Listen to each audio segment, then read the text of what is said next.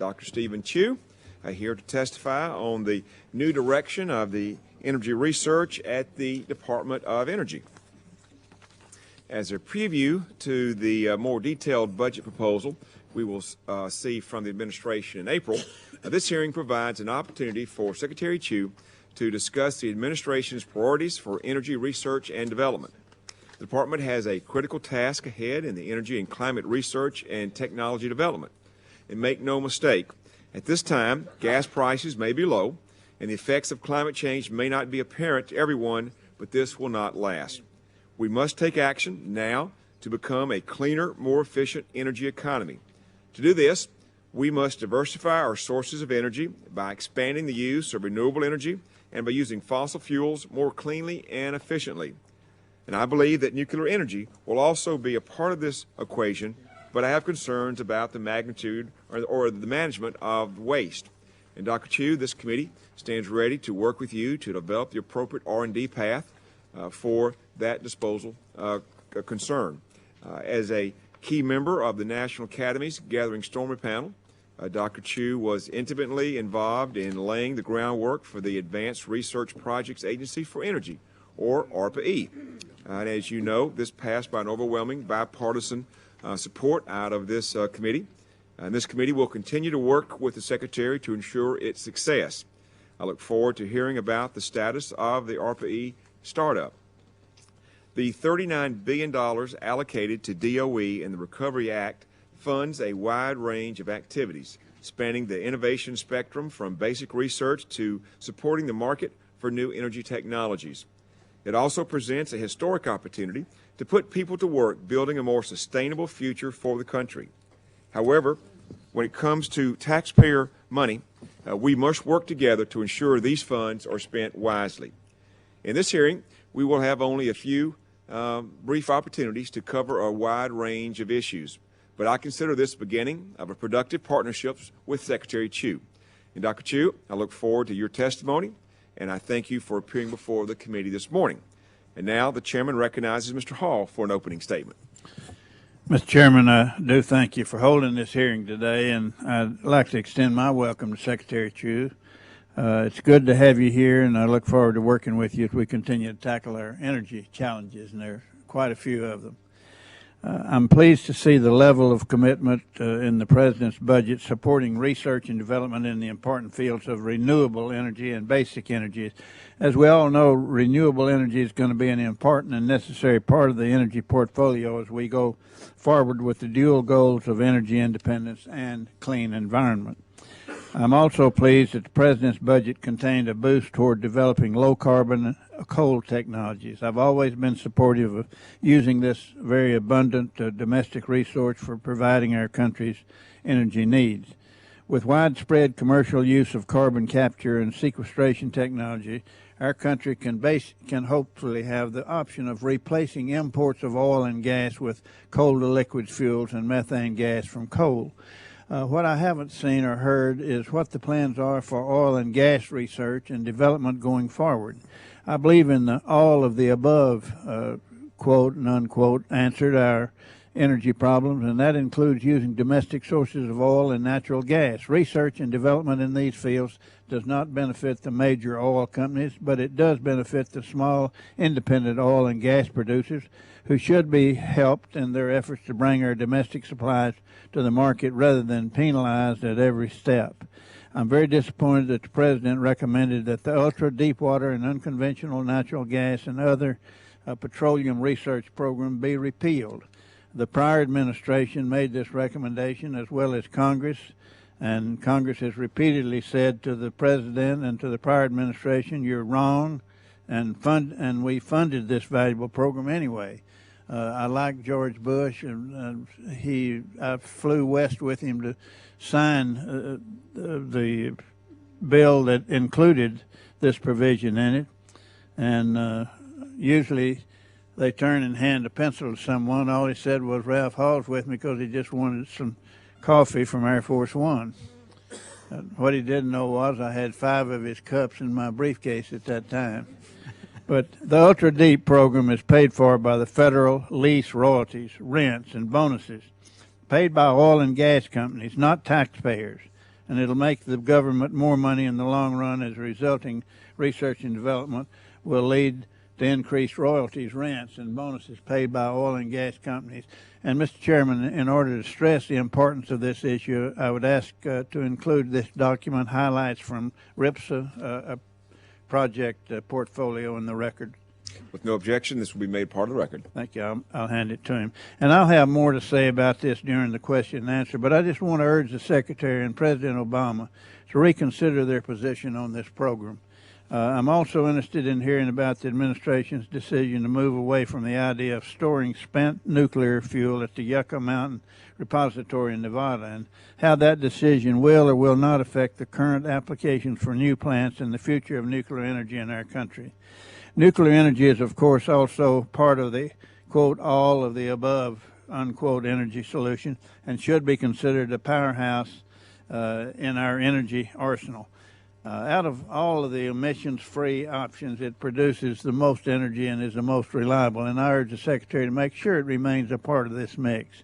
And I look forward to working with you, and look forward to your testimony and the ensuing discussion on a very important work that's being done by the Department of Energy, a department that I think is probably the #1 department to the future of this country and to this position that we're taking in trying to produce our own energy and not rely on nations that don't really trust us and that we could do without, and keep those billions of dollars within the confines of the 50 states.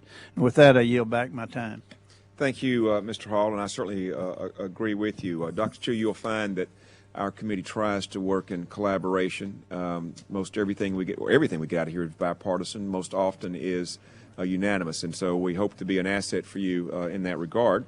If there are other members who wish to submit additional opening statements, your statements will be added to the record at this point. Dr. Chu, we normally ask our witnesses to limit their testimony to 5 minutes. However, since you're the only person on the panel and the star of the show, we don't want to limit you. We're interested in hearing your plans and how you want to take the Department of Energy into the future.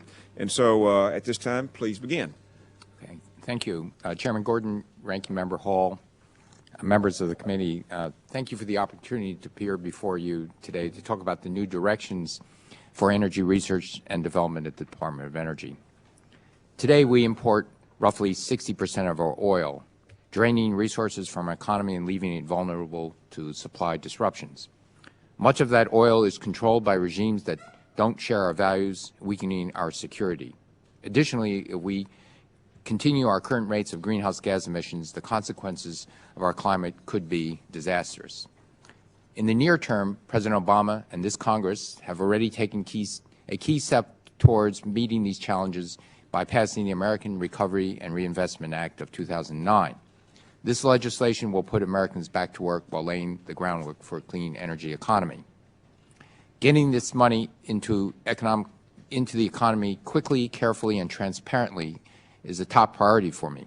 I know that your constituent states, cities, and businesses are eager to move forward and are seeking more information on how to access this funding. I've met with many of them already, and we will have much more detail in the coming weeks. With that brief introduction, I would like to turn to a topic that's near and dear to my heart. How can we better nurture and harness science to solve our energy and climate change problems? I've spent most of my career in research labs as a student, a researcher, a faculty member. I took the challenge of being Secretary of Energy in part for the chance to ensure that Department of Energy laboratories and our country's universities will generate ideas that will help us address our energy challenges. I also strongly believe that the key to our prosperity in the 21st century lies in our ability to nurture our intellectual capital in science and engineering. Our previous investments in science led to the birth of the semiconductor, computer, and biotechnology industries that have added greatly to our economic prosperity. Now we need similar breakthroughs on energy. We're already taking steps in the right direction, but we need to do more. First, we need to increase funding.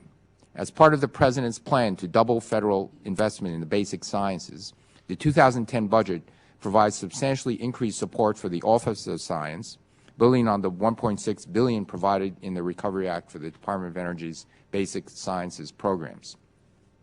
We also need to refocus our scarce research dollars. In April, a more detailed FY10 budget will be transmitted to the Congress.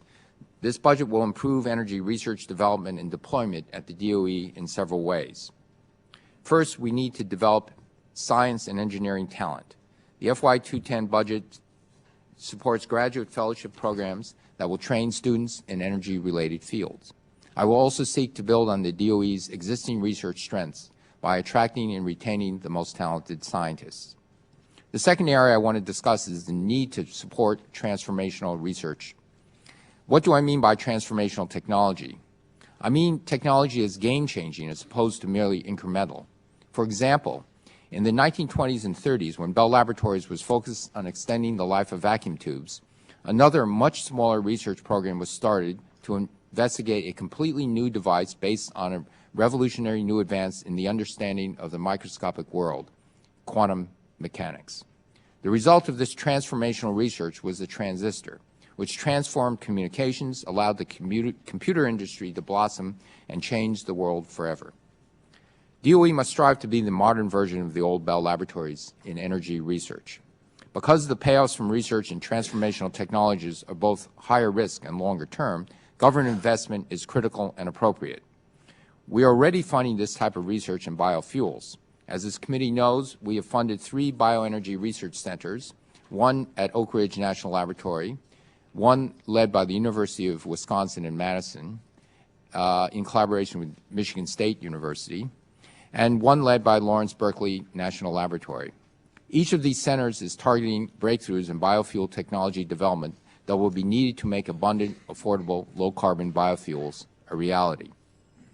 We need to do more transformational research in the DOE to bring a range of clean energy technologies to the point where the private sector can pick them up, including gasoline and diesel-like biofuels generated from lumber waste, crop waste, solid waste, and non-food crops. Automobile batteries that with 2 or 3 times the energy density that can survive 15 years of deep discharges. Photovoltaic solar energy that's 5 times cheaper than today's technology. Computer design tools for commercial and residential buildings that will enable reductions in energy consumption of up to 80% with investments that will pay for themselves in less than 10 years. And large-scale energy storage systems so that variable renewable energy resources such as wind or solar power can become baseload power generators. This is not a definitive list or hard set of technology goals, but it gives a sense of the type of technologies and benchmarks that I think we should be aiming for. We will need transformational research to attain these types of goals. To make it happen, we will need to re-energize our national labs as centers of great science and innovation. At the same time, we need to seek innovation wherever it can be found. The new Advanced Research Projects Agency, Energy, or ARPA-E, will open up research funding to the best minds in the country wherever they will be.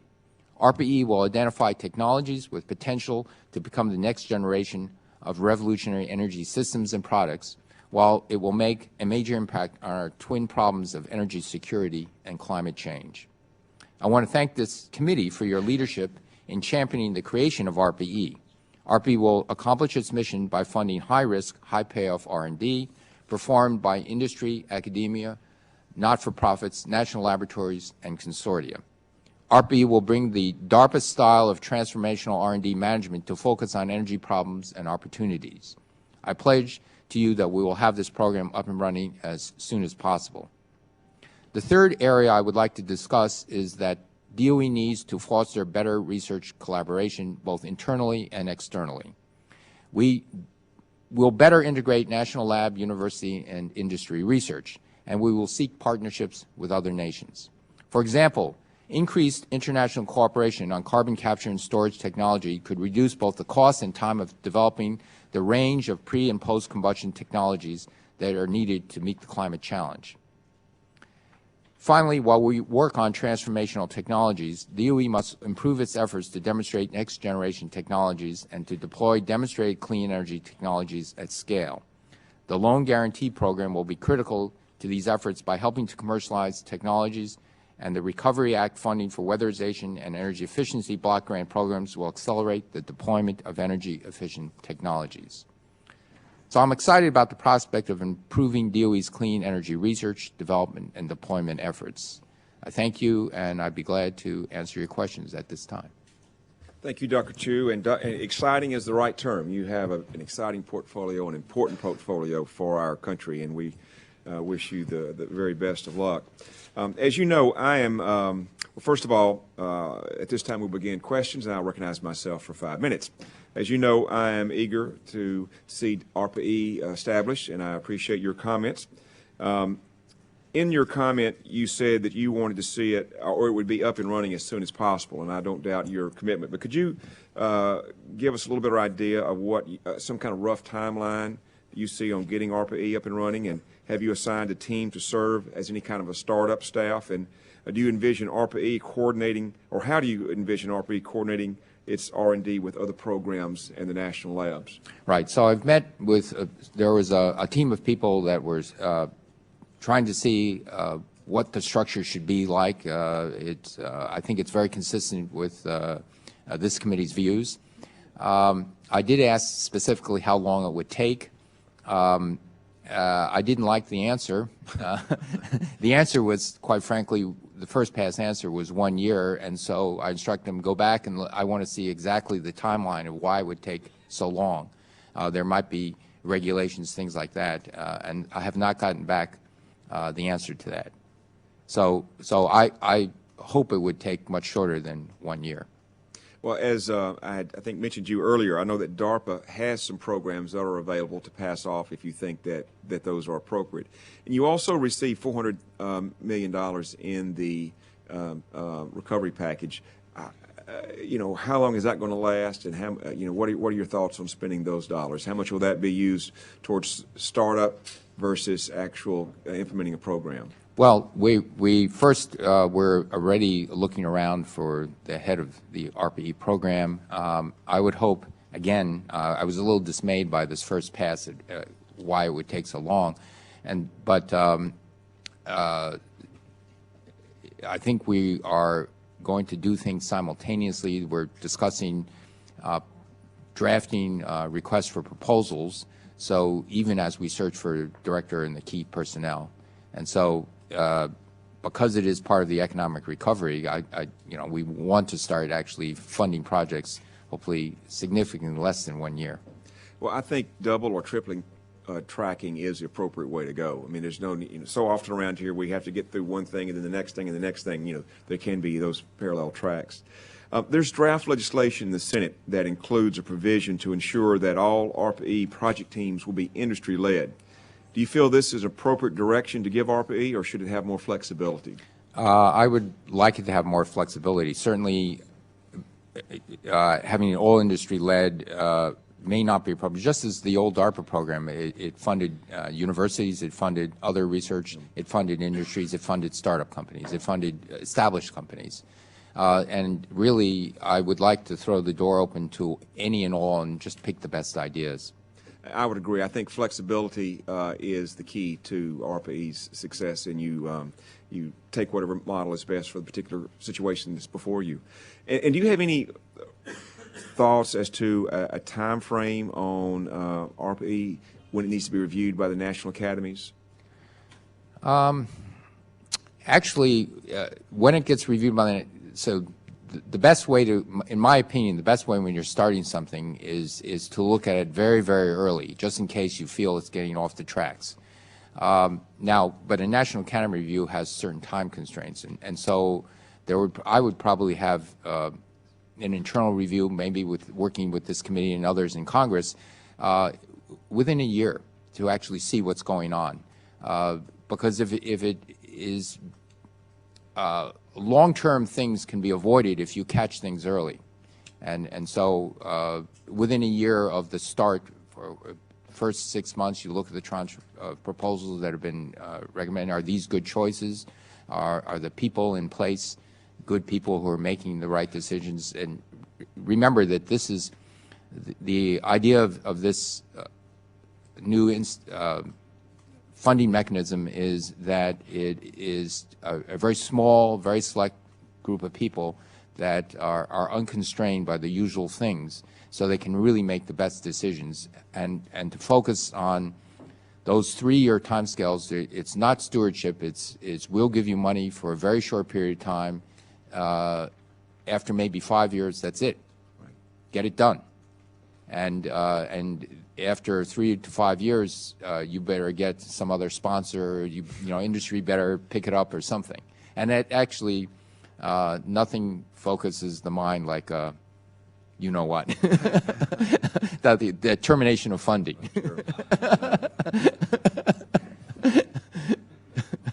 Well, you get it, and I'm glad that we've got you there. In your testimony, you say, my goal is nothing less than to build research networks within the department, across the government, throughout the nation, and around the globe. This is something that I have an interest in the sense that so many of our major research projects, carbon capture, sequestration, things of this nature, are going to be so expensive. And I think that we live in a world where it's, you know, it's sort of them that's got it and them that's don't, and we are in the don't category to a great extent. And so I think it benefits us to collaborate with other nations, both intellectually as well as financially. And so do you, I know, and I think G8 a while back had a resolution concerning CCS. Can you give us some of your thoughts in terms of what are those best areas of opportunity for international cooperation? And I'd like to better understand what that vehicle would be. You know, money's going to be involved. It seems to me that you're going to have a head of state to head of state agreement and a commitment to provide the funds. But then there's also going to have to be some type of an international protocol that's going to be set up, or there a treaty or whatever. You know, what are your thoughts? Do we go? Each one will be different, or is there a form for them all? Okay, so let's start from the basic premise that when you build a coal power plant, most of that money is in infrastructure. You don't order a coal power plant, put it on a boat, and ship it. Just like similar with a building. So when first, let me back off and say that we don't actually know today what the best technology will be. There are a couple of approaches, both pre-combustion and post-combustion capture. One thing is for sure that we have to develop some post-combustion capture because 99-point-something% of all the coal plants are pulverized coal, conventional coal plants. Before this, it will take some time to prove the technology, say roughly 10 years. In the meantime, we'll be still building, the world will still be building lots of conventional coal plants.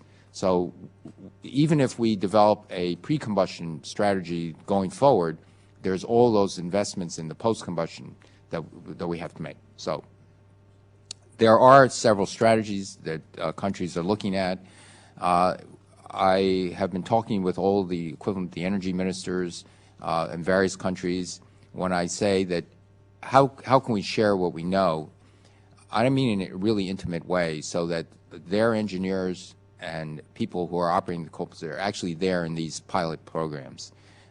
It's the lessons learned in actually running the thing that's very important. That's the technical know-how. Because you can't, the IP issue in my mind is less important because most of this construction will be in the home country, like a building. So I think if we have the engineers and the people who are actually there learning the actual real-life experiences as we operate these pilot plants, so if Great Britain wants to build one, if China wants to build one, if Denmark wants to build one, we build one, we say, okay, this is the menu of things we need to explore. If country X does one, we do another one. And oh, by the way, we will have you send over your people so you're there with us and learning the lessons in real time. And similarly, the United States can be over there. It would be harder to craft an agreement where money goes overseas, especially in this economic times, because that money, for the billions of dollars, for example, the United States wants to spend on these pilot programs, it would be better spent in this country because it's part of the economic recovery, and similarly in all the other countries. But sharing the technical knowledge is something very different. And so you build up a common pool of knowledge mostly by being on site and sharing those lessons. When I talk about that, so far I've gotten a very good reception. Now, how do you get this crafted into a working agreement is really the issue. But right now, now's the time, because many countries, Europe is talking about 10 to 12 carbon sequestration piloting experiments or pre-commercial plants. We're talking of several here in the United States. I know China's talking of at least one. And within a year or so, it will be decided what's going to be done. So this is the time to actually get those. Do you need any more tools to arrange these agreements? Well, it's mostly, it's as you say, it's partly a State Department issue, but it's partly a energy issue.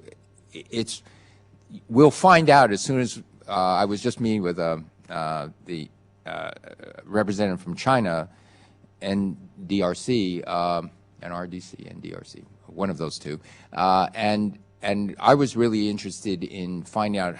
We will know what we need as soon as we actually start to craft an agreement, an actual agreement. I don't want to take too much time. Can you give me real quickly 2 or 3 other prime areas for international cooperation in energy?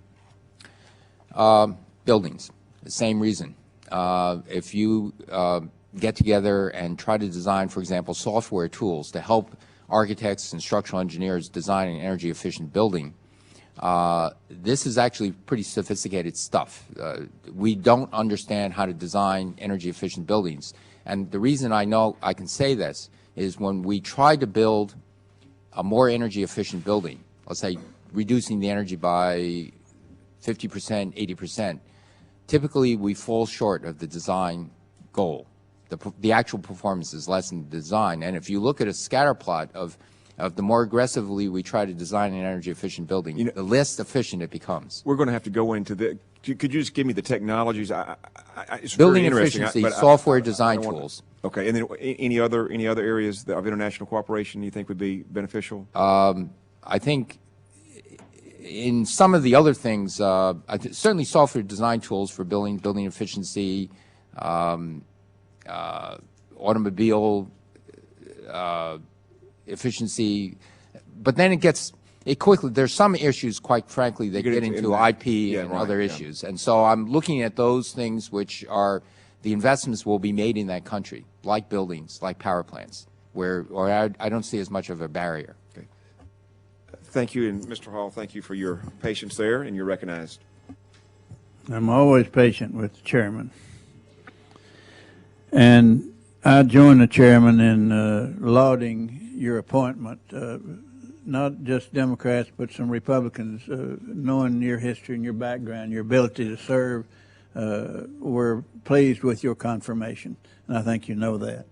And I also have not been able to give our leader the assistance that he would like for me to have given him on ARPA-E, but it's the law of the land now, and I hope it's going to be as beneficial as Chairman Gordon set out in his leadership of its passage, and I certainly support working it out for the greatest good for the greatest number, which is our goal always in that we do here.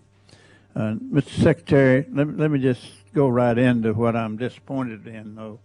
I'm disappointed to see that the President's FY 2010 budget proposes to terminate the ultra-deepwater and unconventional natural gas and other petroleum resources research program, and I know you're familiar with that. It's been passed many times. It's been voted on several times by the House and Senate, and it's working. At first blush, the proposed termination appears to be part of an across-the-board effort to reduce or eliminate federal incentives for the domestic oil and gas industry and to belittle the importance, belittle the necessity of fossil fuels. And I strongly disagree with this policy. Every incremental BTU of domestic natural gas is as important as every additional kilowatt hour of solar energy in terms of reducing our dependence on oil imports. Currently, 33% of domestic natural gas production is from coal bed methane and tight formations such as shale, all of which is the outgrowth of DOE-funded R&D in this area. However, rather than simply talk about the energy security aspects on this issue, I'd like to focus on the scientific aspects of the ultra-deepwater and unconventional research and ask you several specific questions in that regard, sir. First, I understand that the administration's rationale is that this research benefits the large domestic oil and natural gas producers, and that they can otherwise pay for this research, and that's why President Bush changed his mind about it in the last part of his service, and made efforts to repeal it, which once again the House and the Congress rejected and supported this program. I'm very sincere with you on that, and I really want to talk with you later on it. I spent a lot of time with the previous Secretary of Energy, and he was operating under a situation of where the president wasn't really for it in the last analysis, but he remained true to the oath he took and worked well with us, though I respected his support of the person that appointed him, as I do you. The University of Tulsa, though these are the things that I want to point out. University of Tulsa received $440,000 for a 36-month project of optimization of infill well locations in warm Sutter fields to increase production in existing wells. And Texas A&M University received $444,969 for a 24-month project to field test low-impact oil field access roads to reduce environmental footprints in desert areas. 3, the Colorado School of Mines received $860,000 for a 24-month program to investigate biochemical factors to enhance the generation of methane from coal to produce cleaner methane. And I could go on, but I think you get my point. These are not the major oil companies. They're national labs and research institutions that are benefiting and are serving and are partnering with this in energy efforts. It's as much a scientific thrust as it is an energy thrust.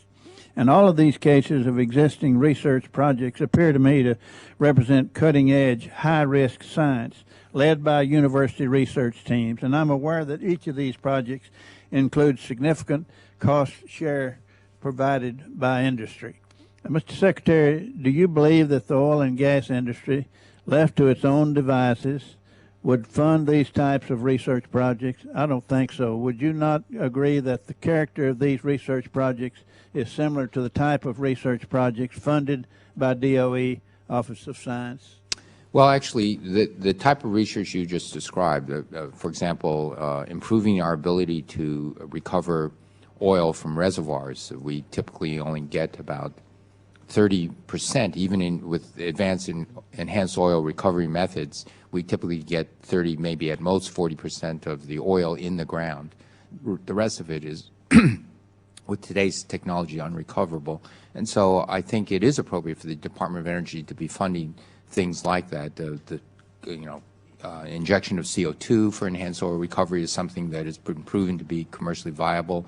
There are other opportunities of injecting, for example, microbes deep in the strata, which will have which can liberate some of the oil and allow it to be pumped out. Those things I actually think it's appropriate the Department of Energy fund. Well, I appreciate the fact that I believe you'll discuss it with us, and, yes, and that we can talk to you about it, as we could talk to the former secretary, as he was loyal to a president that objected and was on the other side. I was not accustomed to being on the other side of George Bush, but on this situation, I surely was not there.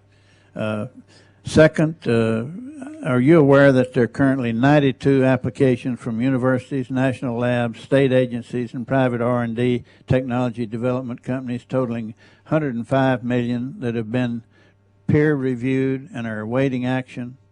I'm told that these projects are immediately ready to proceed and would immediately employ researchers and supporting personnel. Should this not qualify for use of some of the stimulus funds?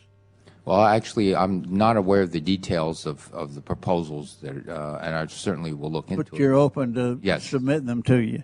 And finally, Mr. Secretary, I'd like to ask you if you have personally reviewed the quality of research supported by this program.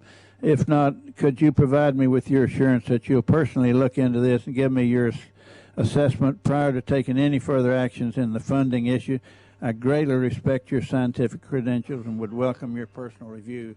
I have not. I'm not alone in this, because up and down this row we voted for this program more than once, and we think that we're getting energy from this program that we wouldn't get if we didn't have this energy, and it's being paid for by the energy we do get, so it's no cost to the taxpayers, actually. And I want to talk to you about it. Okay, I'm looking forward to talking to you about it. I actually didn't know, I'll confess, that the deep water ocean recovery was actually supporting these other things of enhanced oil recovery on land. Yeah. So I would be looking forward to talking to you. And I thank the chair for letting me go over a little bit. Mr. Wu, you're recognized for 5 minutes. Thank you, Mr. Chairman. Welcome, Mr. Secretary. You've blown into town like a breath of fresh air. I love your talk about transformational technologies.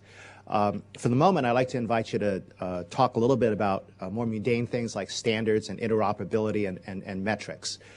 With respect to two areas, one is proposed cap-and-trade legislation, and the other is for the proposed smart grid. With respect to cap-and-trade legislation, as you see it, are there remaining metrics or measurement issues, both with respect to measuring for the cap and quantifying and measuring for the trading units? And can the National Institute of Standards and Technology or other measurement groups be helpful in creation of both the legislation and the regulatory format to follow? I think in terms of the measurements, I'm not deeply connected to how one evaluates things. You're talking about, for example, overall life cycle emissions for a cement industry or steel or whether one views it as life cycle or even just measuring at one moment in time and accurately doing so, two different problems. Right. And so the measurement itself, it does become important if an estimate of how much carbon is being emitted would influence how much allowances one would have. I did not know that this was that controversial. There are I do know there are varying degrees in an industry, let's say in a cement industry, of varying degrees of how efficient some plants are. But I didn't realize that, you look at plant X or a coal burning plant, and, you see these ratings. The most efficient coal burning plants are, let's say, 42% efficient. The least efficient are actually in the mid-low 20s. I was expecting that the estimates of how much emissions these plants were making per amount of energy produced was not that controversial. If it is, that would be an issue. I would certainly look into that. That's the sense I'm getting from your question. Yes, I'm trying to get my arms around it, and I was hoping that you knew more than I did. And it looks like we both have some research right. to do in this field. Give me some time and to see how controversial the estimates would be is specifically, I think, the question I'm hearing. Right? Yes, and then life cycle estimates are another. Right. Right. Then with respect to smart grid, in a prior energy bill, we put in some language on interoperability. And I wanted to get your take on the current status of two different issues. One is interoperability, different components of a smart grid, and the other is the issue of open source versus proprietary software to operate significant parts of a smart grid. This is something I did look into almost, within the first few weeks. Well, I've only been here for only a couple of weeks anyway, so so I guess everything I've looked into is in the first couple of weeks. But in any case, yes, I think in the 2005 Energy Act, it was commanding that DOE, in cooperation with NIST, get some standards. And I have to say that I've been somewhat disappointed. They're just beginning to sort of arrange the seating chart around the negotiating table, to put it, in foreign diplomacy language. So we've held a couple of meetings with people from NIST to say this has to be fast-tracked because this has been going on for almost 2 years. The issue is essentially that first, I'm in favor of open standards. very much in favor of industry actually coming together and agreeing on an open standard. And so I am pushing very, very hard that this thing really get moving. I've talked to several people. Even before I came in becoming Secretary of Energy, I've talked to people from many of the companies like Siemens and ABB. I talked to the CEO of General Electric very recently. Every time I talk, they say, we're all in favor of this. And I said, but let's stop jockeying for slight commercial advantage. It's too important, which is what standards negotiations are all about. And so what we're doing, the plan now is, also FERC is in on this, is the distribution centers. These are the really big dollar stuff, you know, the digital relays, the transformers, things that have to have a communication standard system. Those standards have to be developed first. The commercial, you know, consumer stuff is the last thing. So at least we said we've got to get what we want in the standards, and we have to get it very quickly. It's been a week or two since that meeting. I haven't gotten feedback. That's the other thing I found out is you know, you typically have to get a next meeting with deliverables for that meeting in order to actually make sure it goes forward. But this is very much on my radar screen. Well, I wrote a part of that language referring to the 2005 legislation. I wrote part of that language at 40,000 feet. So I attached to it, and if I can help you get some results on that from NIST or other agencies, very much like to work with you on that. Yeah, I think as we develop these pilot experiments in smart grids, unless you have the communication standards in place, people are very afraid to make millions and tens of millions and even hundreds of millions of dollars investment, or because of the retrofit. So the standards thing very early is something that's very important. I've actually raised it with the president, and he's actually said he'd be willing to go into a meeting and say, you know, I said we should lock him up in the room and say, don't come out until you have a standard. Thank you, Mr. Wu. Secretary Child told you early on that 4 years goes very quickly, and you're seeing the rope-a-dope that can make it go that way. So you've absolutely got the right idea. It takes that leadership. You've got to push it down to make it work. Dr. Bartlett is recognized. Thank you very much. Welcome aboard, sir. To the extent that we've not been as aggressive as we might have in finding new oil fields, to the extent that we've not done what we might well have done in enhanced oil recovery, I'm encouraged, because that means there's going to be a little bit more oil for my 10 kids, my 16 grandkids, and my 2 great-grandkids.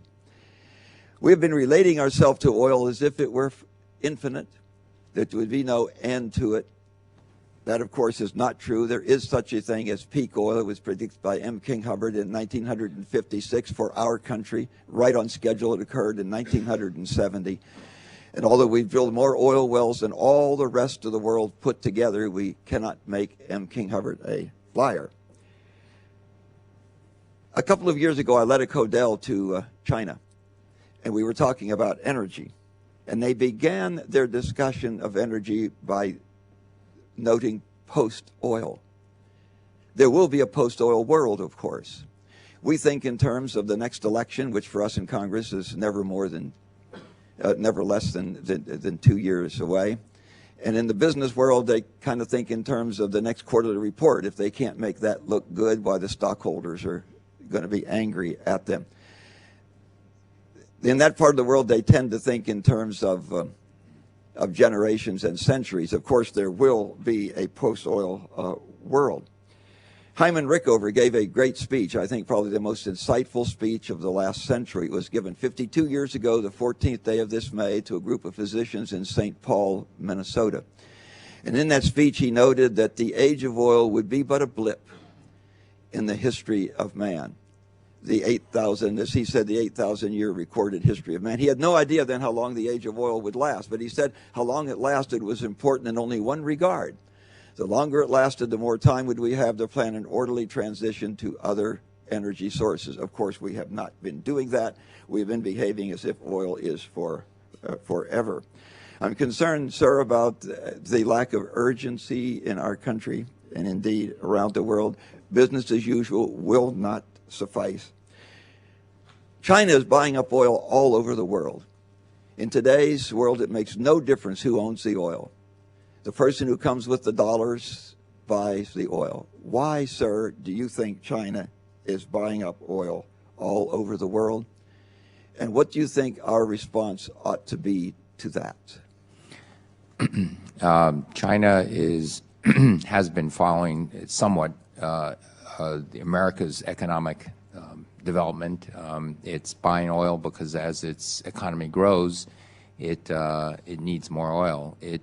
But, sir, today you don't need to own the oil to have the oil. You simply come with the dollars and you buy the oil. Why are they buying the oil? Are you saying why? Well, they're establishing, my understanding is they're establishing relationships with countries, as did the United States and does the United States, in terms of the oil suppliers.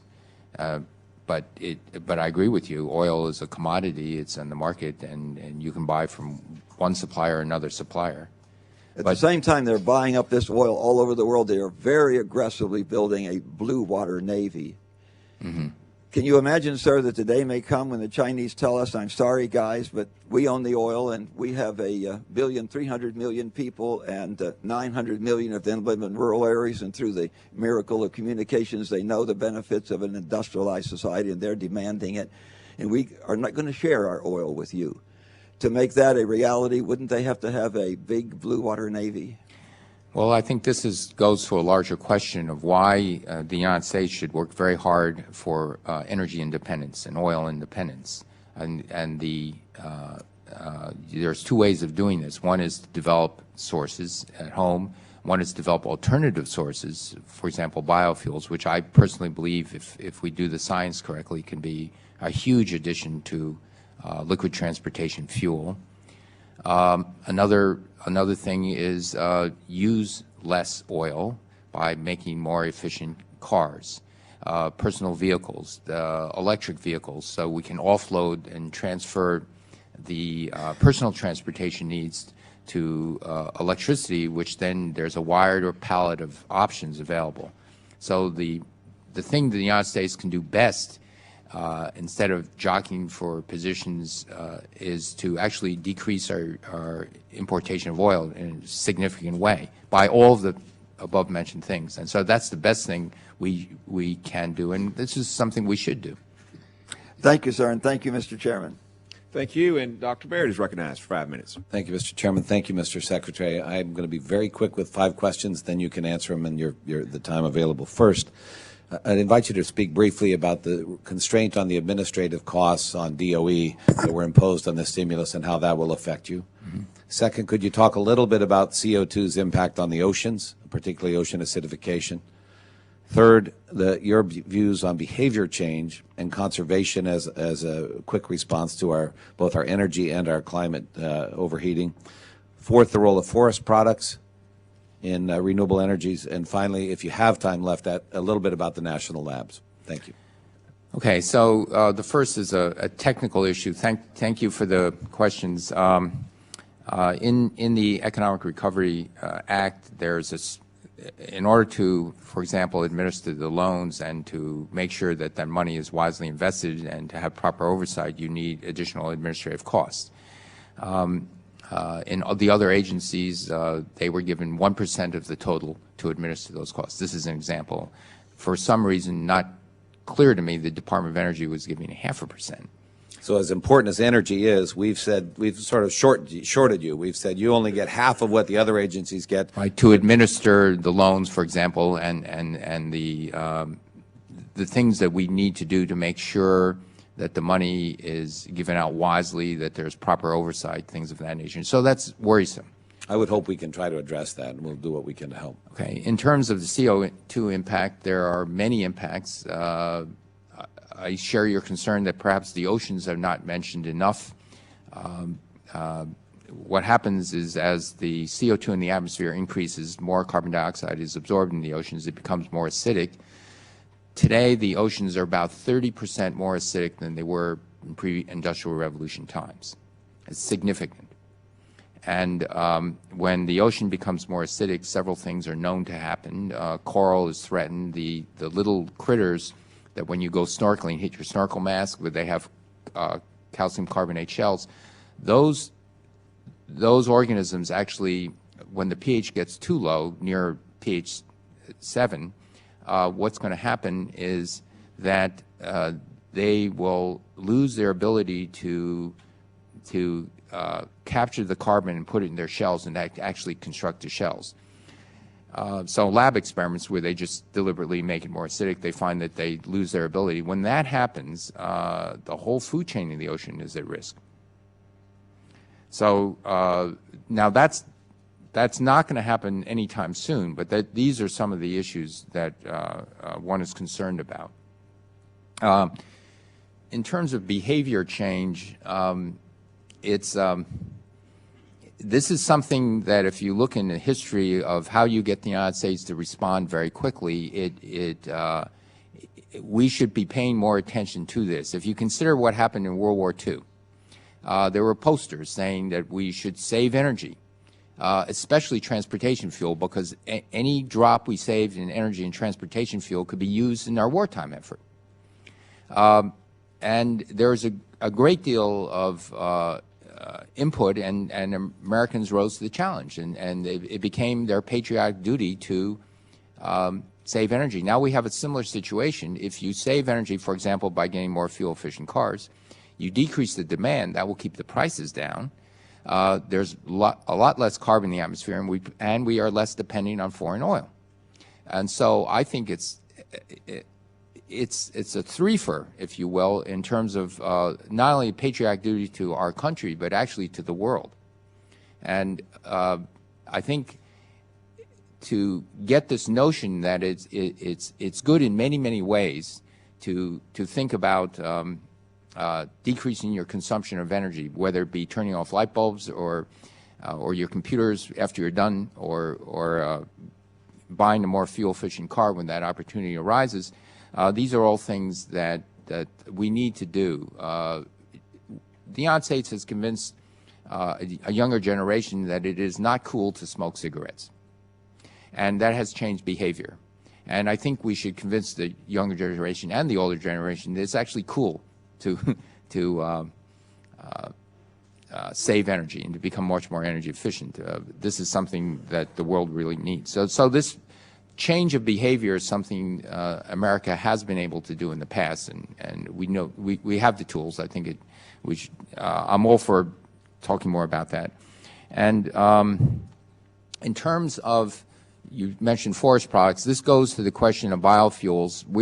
Already these biofuel programs in our national labs have already altered yeast and bacteria so that the yeast and bacteria, when fed simple sugars, can produce not just ethanol, but gasoline-like fuel and diesel-like fuel and jet plane-like fuel. And so now they're working on increasing our productivity to make it economically viable.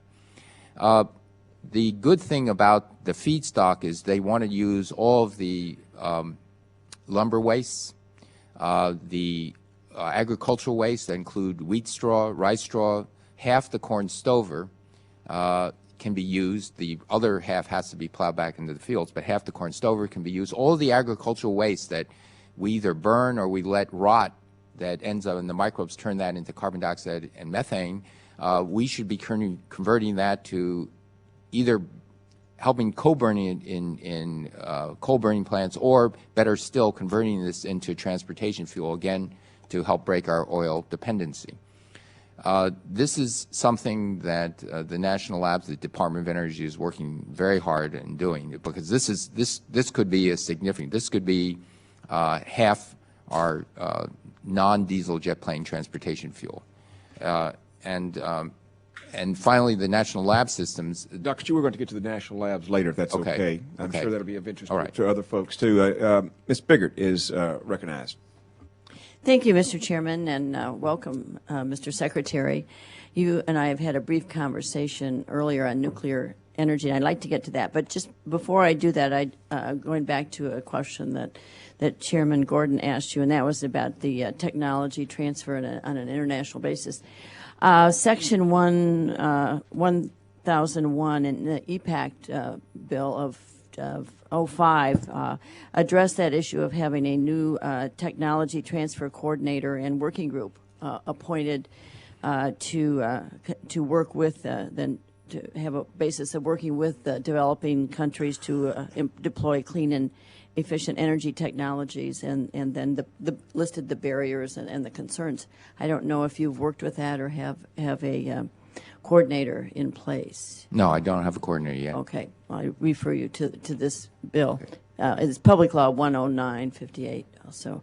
But you and I have discussed very briefly nuclear energy and reprocessing, and I was concerned to hear that you've moved beyond the repository of Yucca Mountain, and I'm the decision of the administration, and I really am concerned about that. So where does that leave the Department of Energy in regards to reprocessing and the next generation of nuclear plants? Well, first, let me start off by saying that I do firmly believe that nuclear energy has to be part of our energy supply in this century, for sure, because it is carbon-free.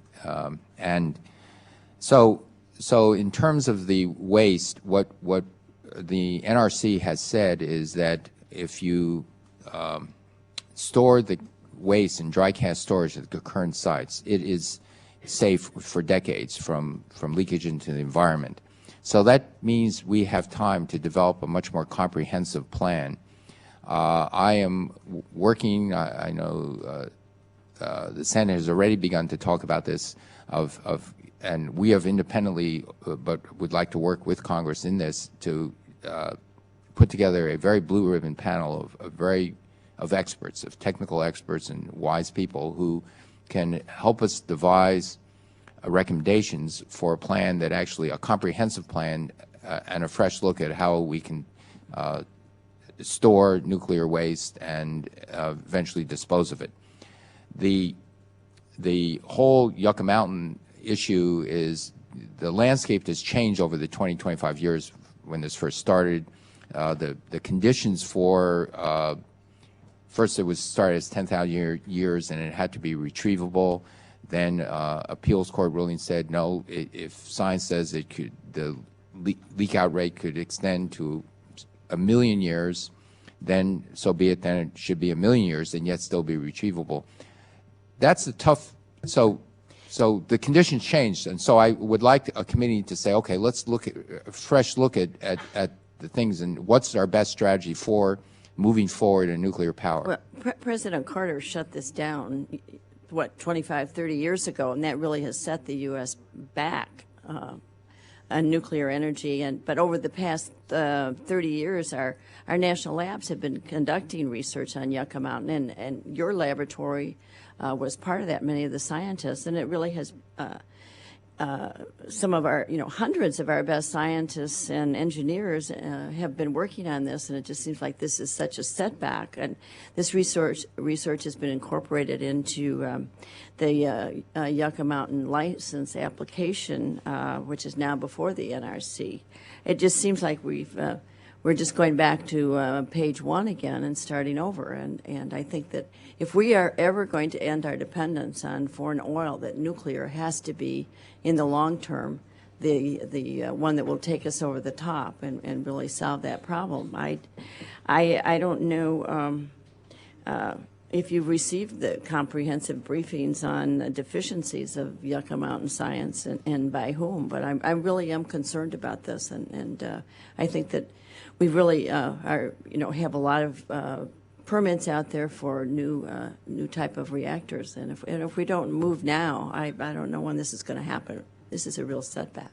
Well, I do share your feeling that we do not want to start the restarting. I want to see the restarting of the nuclear industry in the United States. So, the goal that you and I both share. The other thing is that I fully intend to fund research in developing recycling methods that are proliferation resistant.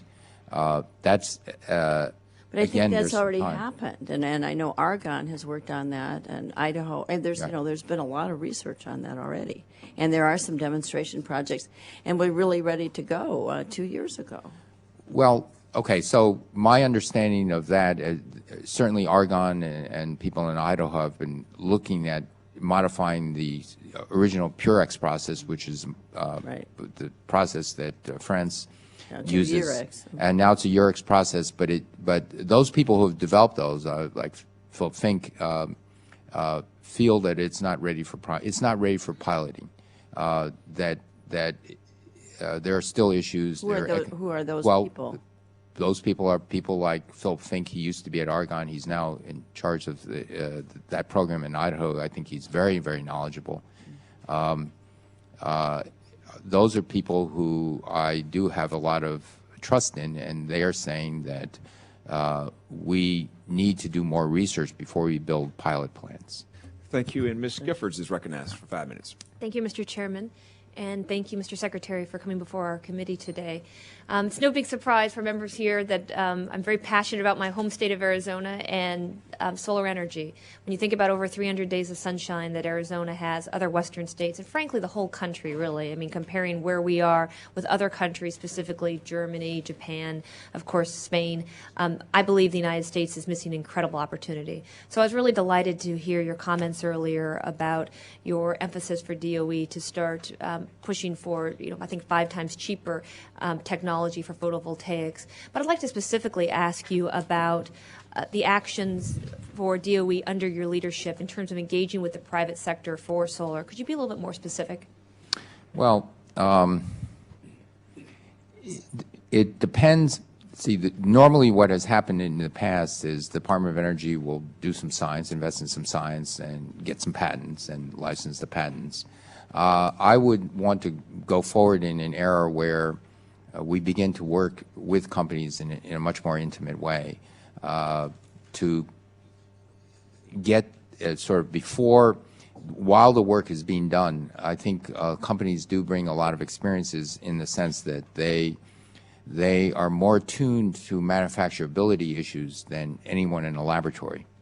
And so one of the things I have heard in the past is that, I was in Silicon Valley in the Bay Area, and there are a lot of photovoltaic companies there.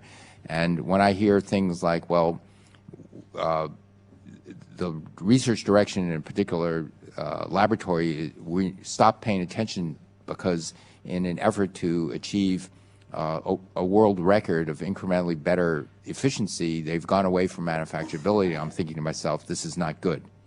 And so I think that it's ultimately going to be the cost of manufacturability, and whether you pick a number, whether it's 22% for silicon versus 22.5%, or for the very advanced ones, multicolored ones, of going from 39 to 40%, it's not as important as getting the cost down. Yeah. And so that's one of the things I would really dearly love to have is that the companies who have to deal with the manufacturability issues are actually there side by side with the scientists in the national labs and universities. I was laughing. You go to the Bay Area, it seems like everyone who's got a business card has got a solar energy business card. It's an incredible melting pot for a lot of that technology. My concern, not just is that from the patent side, but I don't see enough demonstration projects actually taking place. There's a lot of R&D going on, a lot of money in that area, but in terms of actually rolling the projects out, I don't see enough of it. Well, I think the loan guarantee will help some of that. I think renewable portfolio standards, which create a draw of the market, will also help some of that. But solar thermal, for example, large-scale solar thermal right now is less expensive than photovoltaic, and there are some projects that are being considered in California. I know of at least one that I think should be given a chance. These are a couple 100-megawatt projects, very significant projects, which also have in it some energy storage as well, because you can store the heat. Yeah. And I agree. So those things should be demonstrated. And I think loan guarantees and things like that will help. One of the areas I think we can get our biggest bang for the buck is with our United States military. I had a chance to visit Nellis Air Force Base last year, and this is an incredible, great success story in terms of a public-private partnership. When you look at the DoD, 80% of all of the federal government's energy is used by the DoD, and I believe that military bases provide us the the best ability to in a very quick way, unlike a lot of other areas of our federal government, to put projects, to install projects, get them going. And I'm just curious about DOE's ability to partner with DOD in put some of these demonstration projects, if you're working on that and if it's on your radar screen. It is now, but it certainly is true that the Department of Defense does they have a lot of land as well, and so they actually have the ability to test a lot of things in solar energy as one example, and so I will look into it. Yeah, looking forward to working with you, Mr. Secretary. Thank you, Mr. Chairman. Thank you, Mr. Chairman. Yeah, Mr. Secretary, I sort of just listened to the conversation. I probably have one of the most environmentally sensitive, parts of California, the coastal area of North San Diego. In fact, one of my communities that probably pride themselves on environmental sensitivity and was pushing renewables way back in the 80s. Happened to be the first city that outlawed wind generators within their jurisdiction too. So one of the biggest concerns I've had coming from local government was how much government is standing in the way. Let me first say, as a former member of the Air Resources Board in California, knowing your record, I was really excited to hear that the administration was looking to you to take this position. I really feel good about it. And I really feel good about it for one reason. You were somebody, along with your other directors of the Department of Energy, to stand up and be willing to say what needed to be said and not worry about the political repercussions. And I think it says a lot about the administration that they were willing to choose somebody who had said something that might not have been politically correct at the time, but was scientifically essential to be said. And your position in August, along with the other secretaries, on the absolute essential part that nuclear power is going to play in climate change issues, show that you were brave enough to say that. And I think more people like yourself standing up will send the signal to everybody that those who are so prejudiced against this clean form of energy need to rethink their prejudice. At this time, with what you know, would you agree that the disposal issue is not the overwhelming blocking barrier that some people have thought it was back in the 70s and the 80s? I think we can find a solution to disposal. Maybe you call me stupid or crazily optimistic, because there's time, because we can work up better solutions. The safety, I think, is less of an issue as well. I think the newer generation reactors are going to be far safer. In fact, ultimately, we will have passively safe reactors in the sense that you lose control of the reactor completely and you won't get a meltdown. The issue actually is a commercial issue. How do you increase the licensing speed? So because these are $5-8 billion reactors, and if you have a 12-year licensing and building part, that's many billions of dollars, which is not generating revenue. Again, this falls in that category of, does government allow the technology to be used like the wind generator? Down the line on the technology issue, we talk about as setting efficiency goals and trying to think, allowing people to think outside the box. Right in with a lot of this kind of challenges, does our regulation and guidelines allow that? I'll give you an example. In my district, I've got Aptera, which is developing a new car that went out and started reverse engineering, designing the most aerodynamic, most efficient system, was able to develop a car that gets over 100 miles to a gallon at this time, with the potential going out to 200 with hybrids. But when the company applied to the Advanced Technology Vehicle Manufacturing Loan Program, even though the vehicle passes all the crash tests, all the safety tests, everything that we perceive as being a car, because the scientists saw that having a second wheel in the back caused 25% reduction, they went to a three-wheeled vehicle. Because it was 3 and not 4 wheels, it was not allowed to apply for this loan. Would you strongly support the modification of these kind of arbitrary lines so that they reflect outcome rather than process? I certainly would look into that. Whether a three-wheeled car is not a car, which is essentially your question. You know, if it does all the things a car does, it might be a car. As I said, I would, in fact, Mr. Secretary, after you're finished with this hearing, if you go downstairs, the car is out front as an example of the kind of things we need to do rather than having regulations to block it.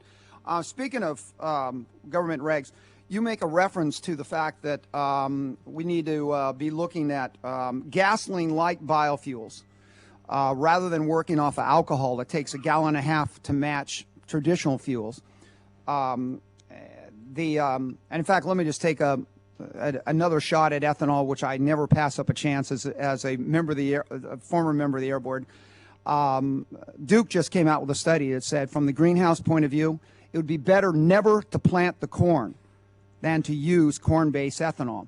But when you talk about these non-food crops, would you be including in that the algae technology that we're seeing developed around the country? Yes. You know, one doesn't really know whether the best solution to biofuels are biofuels through the conversion of the lignocellulose material or through the growing of algae, which actually can grow directly lipids that can be converted to oils and diesel-like oils. The verdict is not in. The thing about the lignocellulose is in a certain sense, it's more ready for prime time only because we have lots of agricultural waste already. The issue with algae is you would have to prepare land or oceans specifically for this. There's also issues of whether it escapes into the wild, but I'm all for looking at algae. Don't get me wrong. Okay, well, there was a reference to Thank you, Mr. Bilbrey. Okay. Thank you, Mr. Hall is going to lead a delegation downstairs to see if your vehicle quacks a little bit later. Mr. Edwards is recognized. Thank you, Mr. Chairman, and thank you, Dr. Chu, for being here today. I have a couple of questions about the loan guarantee program in Title 17.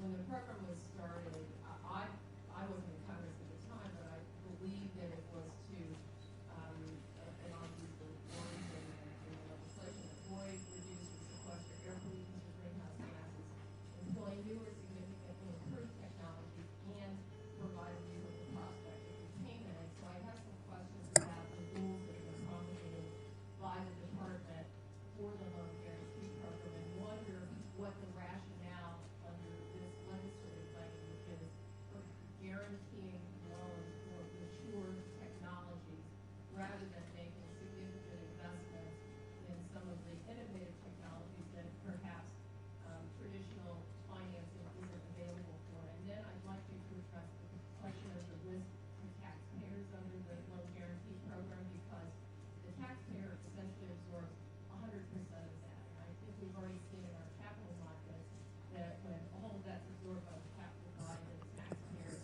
the markets just don't function very well, and the risk isn't at least shared with the innovator. And so I wonder if you could address this issue.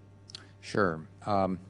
Well, first, in terms of the loan guarantees, there's a scoring of the loan. If you take an industry makes an application, if it's a relatively mature industry like wind, you know that if you run the business correctly, that you will. It's likely that the business will be successful, the loan will be repaid, and so there is an official way of scoring these loans. The higher the risk of the loan, the more you have to have an allowance that says, okay, there's a higher probability that it won't be repaid, so then it doesn't go as far. I mean, right now the idea was that they're sort of leveraging a 10-to-1, that if the loan is $100 million, you put in $10 million that you expect will be, quote, the average default rate.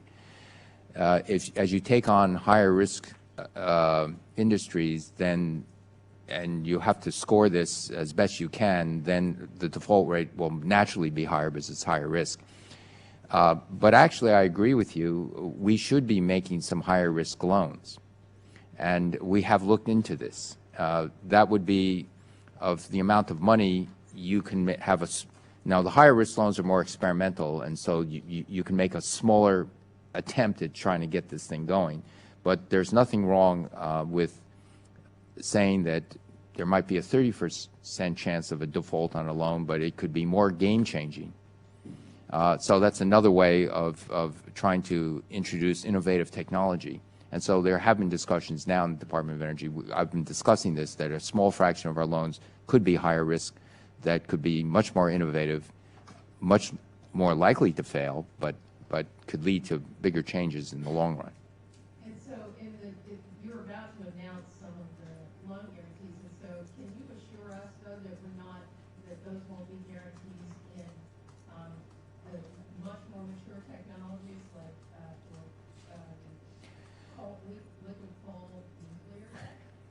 Well, It seems that falls within the prescription of what the program is designed to do. well, no. For example, there have been, for example, in nuclear, there's been $18.5 billion to help restart the nuclear industry, and so that's been a carve out for nuclear, and those loans are designated to helping companies.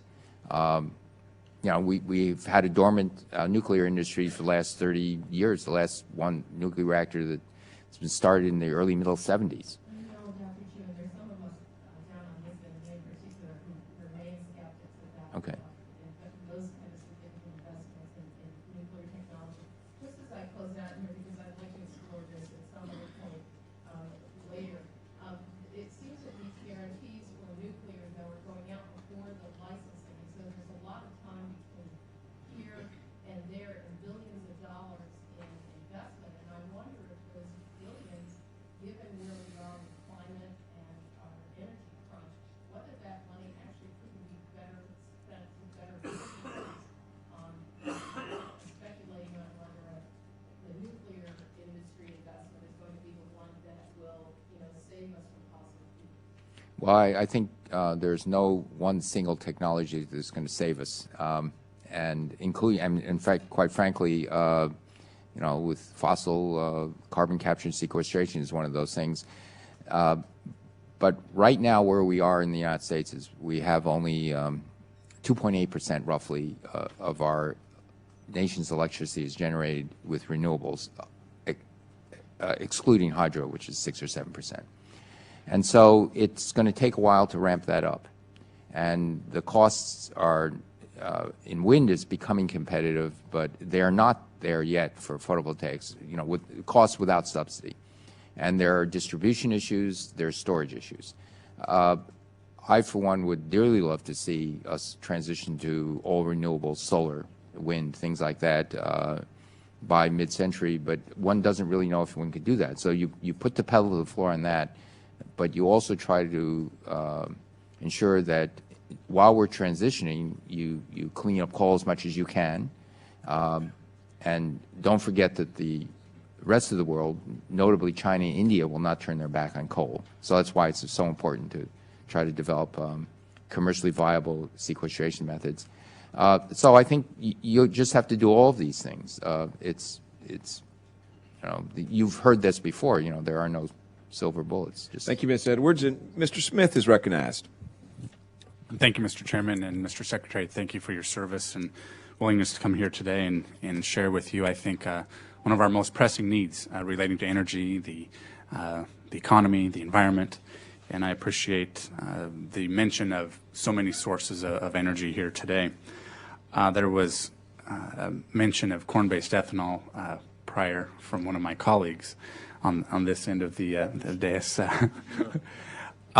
If you could elaborate, perhaps, truly I come from a district that is relating to corn-based ethanol and livestock production, so it creates a need for balance. And I was wondering if you could speak to further research on corn-based ethanol so that we can be even more efficient. I know we've come a long way already using less water, making the ratios better. If you could elaborate on that. Well, corn-based ethanol, I think, is, I view as, if you do the life cycle costs, and there are varying opinions about this, but in the end, it brings you a little reduction, in the amount of fossil fuel invested versus net fuel gotten out, but the potential for the lignocellulose approach or the algae approach is far higher. So right now, if you take and you look at all these underlying assumptions for corn-based, also on CO2, the net CO2 reductions, we're talking about net fossil reductions of 20% and CO2 reductions of a similar nature, but the promise of lignocellulose and algae can be 90%. And so now, in the end, farmers will be happy to plant anything that they can make some money on. And so I rather than saying we have to protect corn-based ethanol, I think if we develop technologies that can use a lot of the existing infrastructure in the fermentation of starches like corn, it's the same type of infrastructure. There will be yeast and bacteria that will convert grasses and agricultural waste into fuel. I don't really see, personally, a conflict in terms of rural American farmers. In fact, when I've given a couple of talks over the years to that part of the country, and they would like very much to be using their agricultural waste and also to be growing these grasses, because these are perennials. In autumn time, that the nutrients are, especially the nitrogen, is drawn back, and the precious minerals are drawn back into the roots. You chop off the top part. The cell wall, where the cellulose is the energy stuff. We don't use the nitrogen, and so that means a big decrease in the energy inputs from fertilizer, which is made from natural gas to ammonia to fertilizer, is eliminated. A lot of the inputs in the diesel tractor fuel is eliminated. So less capital investment of the farmer each year, because each year the farmer makes a gamble, and a significant capital investment to yield a crop. So if they can get a similar return, a better return on investment, a similar overall net, they would be very happy. So I think, corn-based ethanol, think of it as a transition crop to get Americans used to the idea that you can grow transportation fuel. But it is by far and away not the ideal. And that's why we're investing much more in lignocellulose or algae. That's why, for example, BP, which invested in University of California, Berkeley Lab in Illinois, $500 million, because they weren't interested in ethanol from starches like corn. They were saying that's not the long-term future. It seems that the commercial viability of cellulosic ethanol for 10 years we've been told that it's about 5 years off. How close are we? I think you're getting a different class of people going into this, and this is true of the energy sector in general. Not that people who were working on it 10 years ago were lesser scientists, but I think now there's a real mobilization. I mean, 6 years ago, I decided that the energy and climate change problem was so serious that I was willing to forego a very, very comfortable life at Stanford as a professor and run a national lab. Which is much less comfortable, and for the same reason why I took this job, which is even less comfortable, and that many scientists are thinking that this is one of the most important issues that science and technology has to solve in the coming decades, and it's becoming such an important issue and an internationally important issue because, as commented in this committee, it does help define geopolitical stands around the world as well. So international security, economic prosperity, environmental concerns all say that we've got to solve the problem. Because of that, just as in World War II, many scientists volunteered and enlisted to serve the country, I'm seeing now many scientists thinking, if there's something I can do on energy, what can I do? And they're trying to teach themselves. Also, a new idealism in America's youth in college, that they're actually thinking of going to science and engineering because they see this as a way to serve the world and their country. So when you have that enthusiasm in the scientific and engineering world and you harness it properly, I think we can expect much greater progress. And this is what the Department of Energy funding really is all about, quite frankly, to take advantage of that. Thank you, Mr. Secretary. Hopefully this is the new Sputnik. And Mr. Smith, hopefully also that shucks and cobs have a future so we can all win. Ms. Fudge is recognized. Thank you, Mr. Chairman. Good morning, Mr. Secretary. Mr. Secretary, I am from the state of Ohio. Currently, the state of Ohio gets about 86% of its electricity from coal. This gives us an advantage over the manufacturers, of course, because of the cost, the lower cost of coal as an energy source. As a result, we have many industries that are very energy intensive: paper, steel, plastics, fertilizer, that rely upon coal to keep their prices competitive, which is especially important during this troubling economic time. Our exports as a nation have decreased dramatically, and so I'm asking, given the administration's support of a 100% auction for cap and trade programs that will likely raise the electricity rates for consumers, and especially for manufacturers like those in the state of Ohio, has there been any discussion as to how we can work to minimize the economic effect that cap and trade program will have on these industries to ensure that their national and global competitiveness is not? Well, you are raising a very important issue. A cap and trade bill will likely increase the cost of electricity, and so in the administration's plan of using a significant part of that money. First, there are two issues. There's the poor part of society that has to be guarded against, and so part of the administration's plan is to try to ensure that the poorer segments of our society are not really hurt. With regard to increasing the costs, let me go straight to the heart of the matter. Many of these costs will be passed on to the consumers, but the issue is how do we interact in terms of the rest of the world if other countries don't impose a cost on carbon, then we would be in a disadvantage. And I think the only way to do this is to, and already the administration and others before have talked about it, that you have to think about if you have something that's manufactured in another country that is not including the cost of emitting the carbon, because there's a cost in emitting the carbon, right, to society. If country X doesn't do this, then I think we should look at considering perhaps duties that would offset that cost, just as we're beginning to talk about that in terms of even what we call local pollution costs like sulfur dioxide, nitrous oxide. So that will help level the playing field. Now, in the end, I think one hopes that all countries will include the cost of this energy, and I really think about it as including the so-called external costs that are not folded into the direct price now. But if a country does not do that, in order to protect American industries, we have to think about something like that.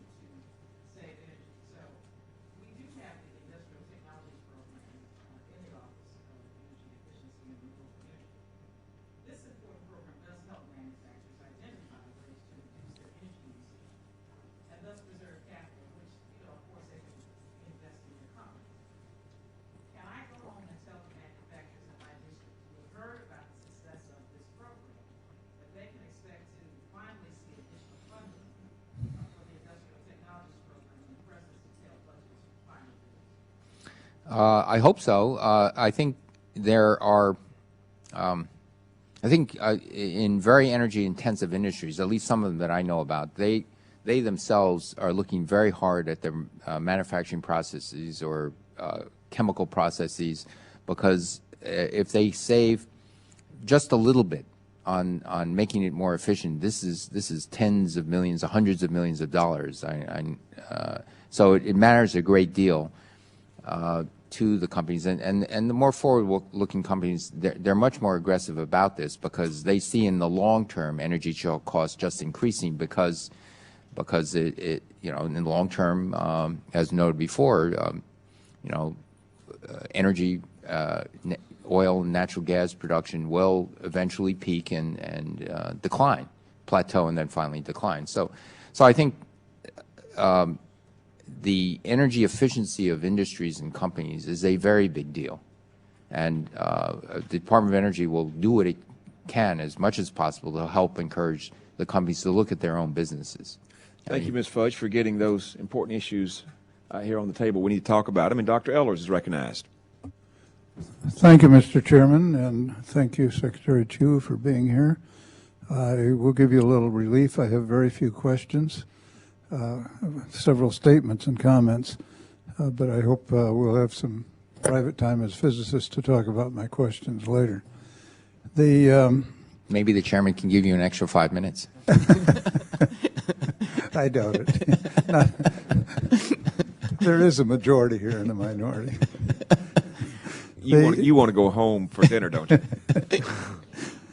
First of all, I'm absolutely delighted with your appointment, and I have been very disappointed for some time in in what I consider the failure of the Department of Energy to really meet the important energy challenges of our nation. And I'm really looking forward to your leadership, and I hope it becomes a renaissance similar to the days when Glenn Seaborg and the Atomic Energy Commission really got the ball started on this. So I'm looking forward to great things. I also want to commend the department. Recently they had a competition for a facility for rare isotope beams, and I want to commend you and especially the department. I thought they did a very fair process and evaluation, and obviously those of us in Michigan are pleased with the result. But I think it was a model of how it should be done and how the department can work with the universities. On that score, that's the one strong point I see for ARPA-E. I was not overjoyed with the way it ended up being structured, but I think this is a golden opportunity for the Department of Energy to essentially take a role that National Science Foundation fills for many other areas of research.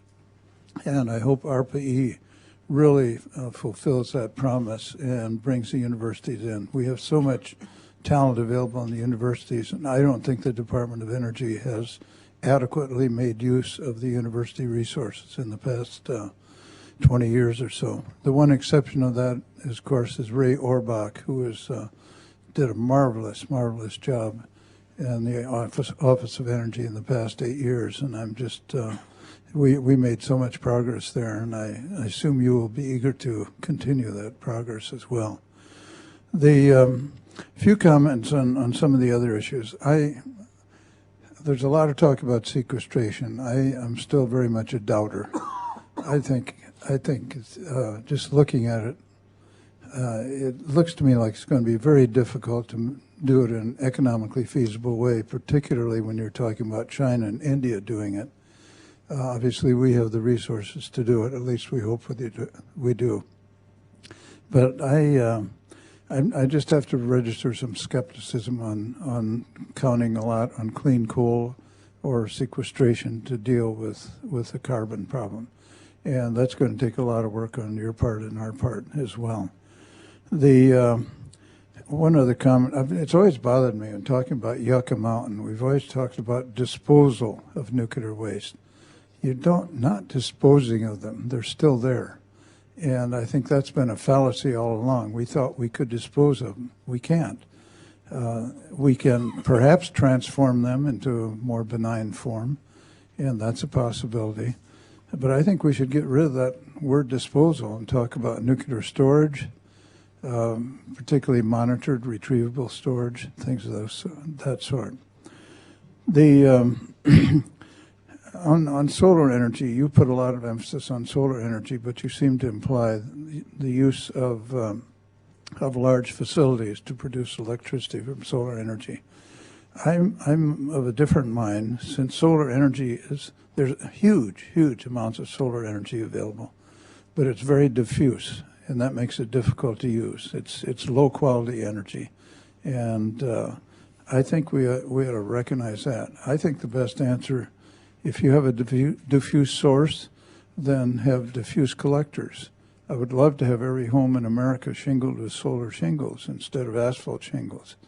And that brings up the other issue you raised. If we're going to do that, one of the most pressing needs is going to be safe, efficient, economical storage of electrical energy. You referred to it in the context of automobiles. I think maybe equally or perhaps even more important in homes, if we can in fact develop good solar shingles that are dependable, long-lasting, et cetera. We need a storage mechanism. And right now, batteries are too expensive, too clunky, too difficult. And I would hope that the department would be able to make some major contributions in terms of battery development, and particularly returning that industry to America instead of depending on other countries to do the research. So that's pretty much my short sermon for today, and I hope you will take those comments in mind. Thank you, Dr. Ehlers. We'll let you be on the next panel. Mr. Wilson is recognized. Thank you, Mr. Chairman. Thank you, Mr. Secretary, for coming before our committee today. My question goes back to clean coal technology. On several occasions, the President has said that he supports clean coal technology. Mr. Secretary, right now, I have a coal liquid plant that's fully permitted in my district. I happen to believe that coal to liquid is a good form of clean coal technology. Interested in what your opinion is as to clean coal and clean coal technology. I think coal to liquid with the capture a significant part of the carbon, the excess carbon, is something that's worth looking at. I'll go further to say that when you start doing coal to liquids, the first thing you do is gasify, and then you assemble. It's an old process invented for World War II by the Germans. When you do it with agricultural waste and coal as the feedstock and capture the excess carbon, when you produce the fuel and burn it, of course, that carbon in that fuel is released back to the atmosphere. But you can actually provide, for example, if it's all bio-based, you can actually provide a net sink of carbon dioxide because the plant is grabbing the carbon dioxide out of the air. Some of it goes back in the form of carbon dioxide when you burn it, but you're actually capturing a lot of carbon dioxide if you can get sequestration to work, which, with all due respect, I think there's a reasonable chance, then it becomes a net sink. And so there are proposals out of getting also hybrid plants, so coal with biomaterial to liquids, capture the excess carbon dioxide, and it could be a hybrid plant in the sense that you can also use it to generate electricity. And so I think Professor Bob Williams at Princeton is one of the major proponents of this. I know that Dow Chemical is looking at this as because their, Dow Chemical is essentially a carbon company. They buy forms of carbon in the form of, for example, natural gas and petroleum, and turn it to other forms of carbon, namely plastic.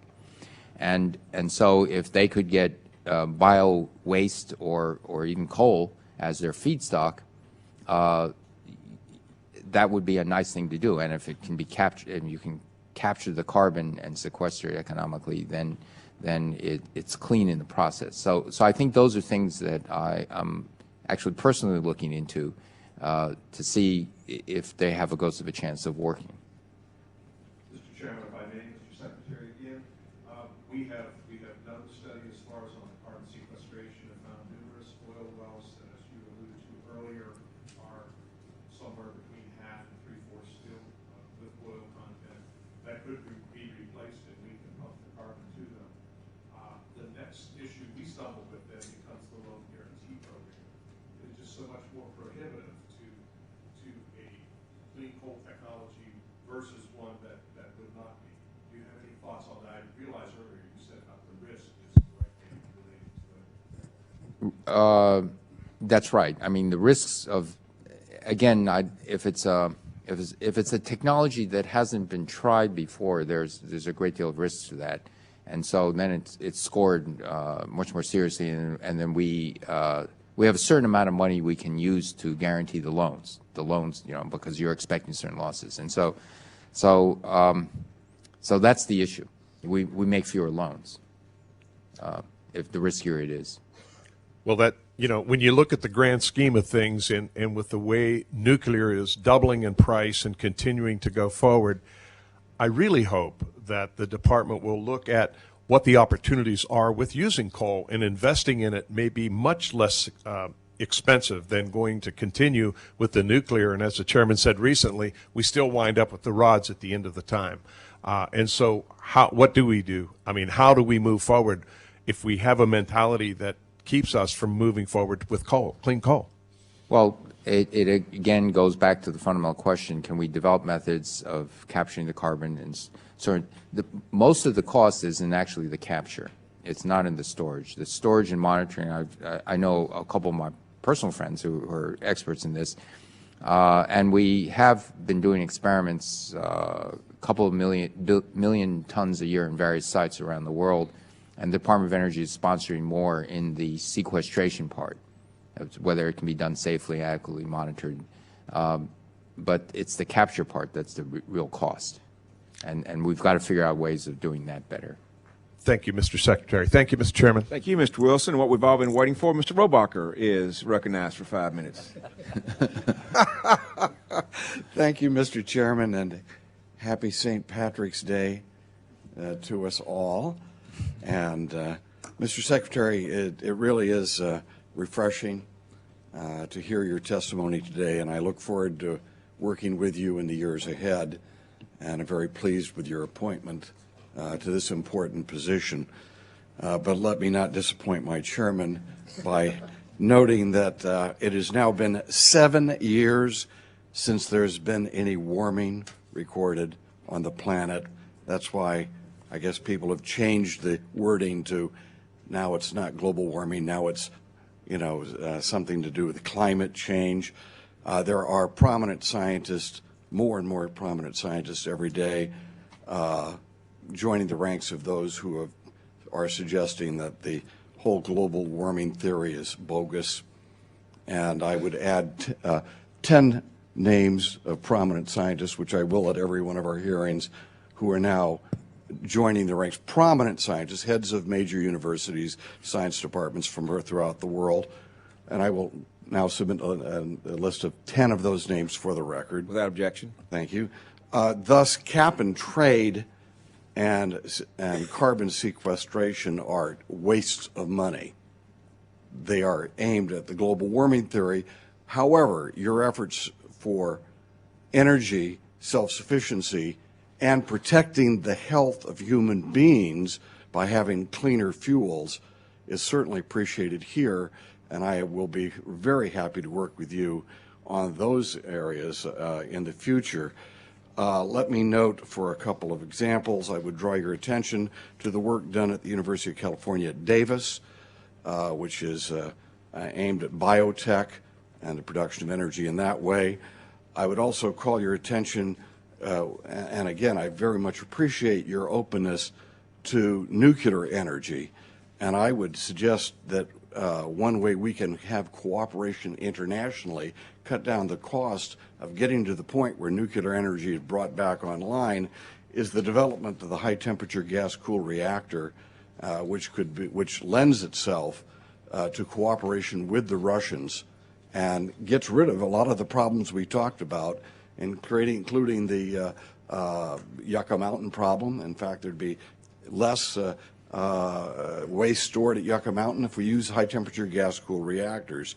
And finally, let me mention to you and draw your attention to a report that I have here, which is a report that suggests that space-based solar power could be brought to service in a very cost-effective way.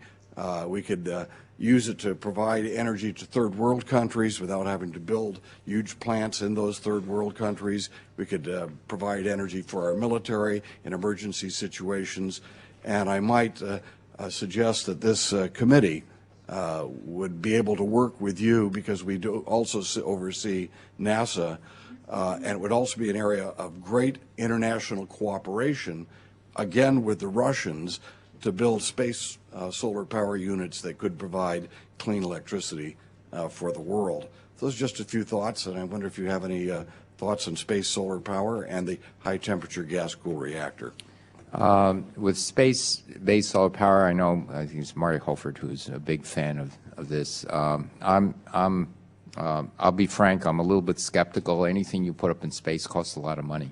You know, the Russians have cheap ways of getting things into space. We should be trying to develop our own cheap ways of getting into space. What about high-temperature gas-cooled reactors? High-temperature gas-cooled reactors is something we should and will be looking into, because it also, if they're really high temperature, it opens up the possibility of generating hydrogen.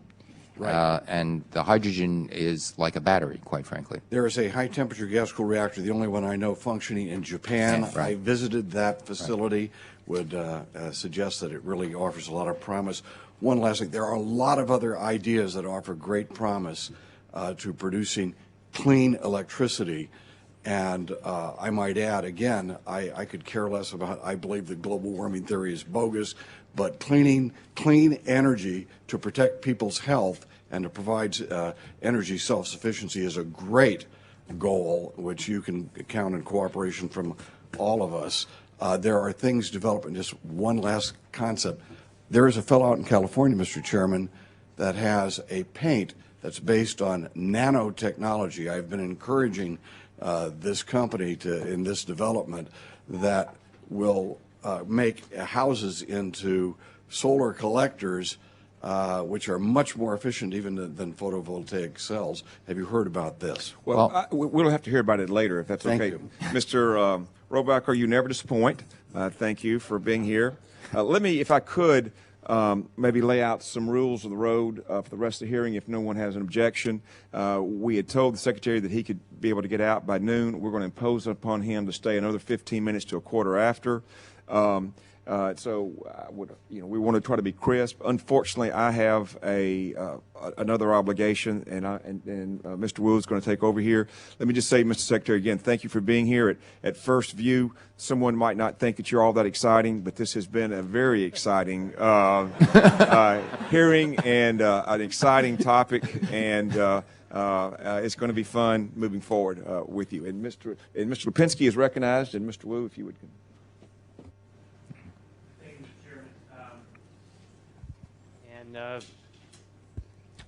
Is this microphone working?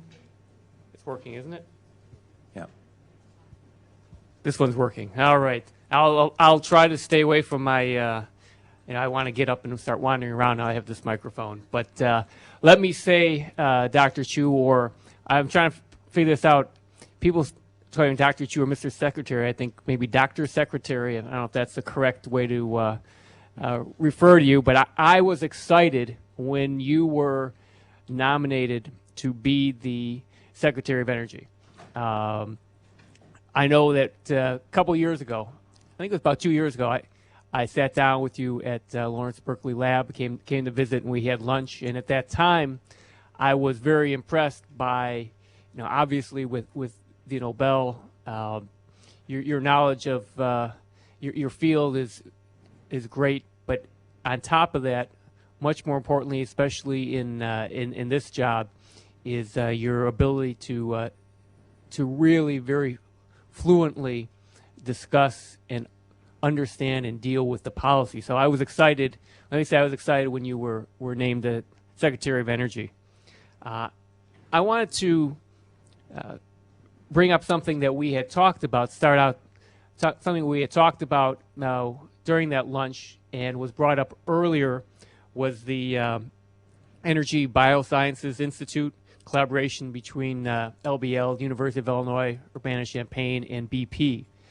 I think that these are, this integration of the national labs, universities, and industry are very critical. I know you feel the same way.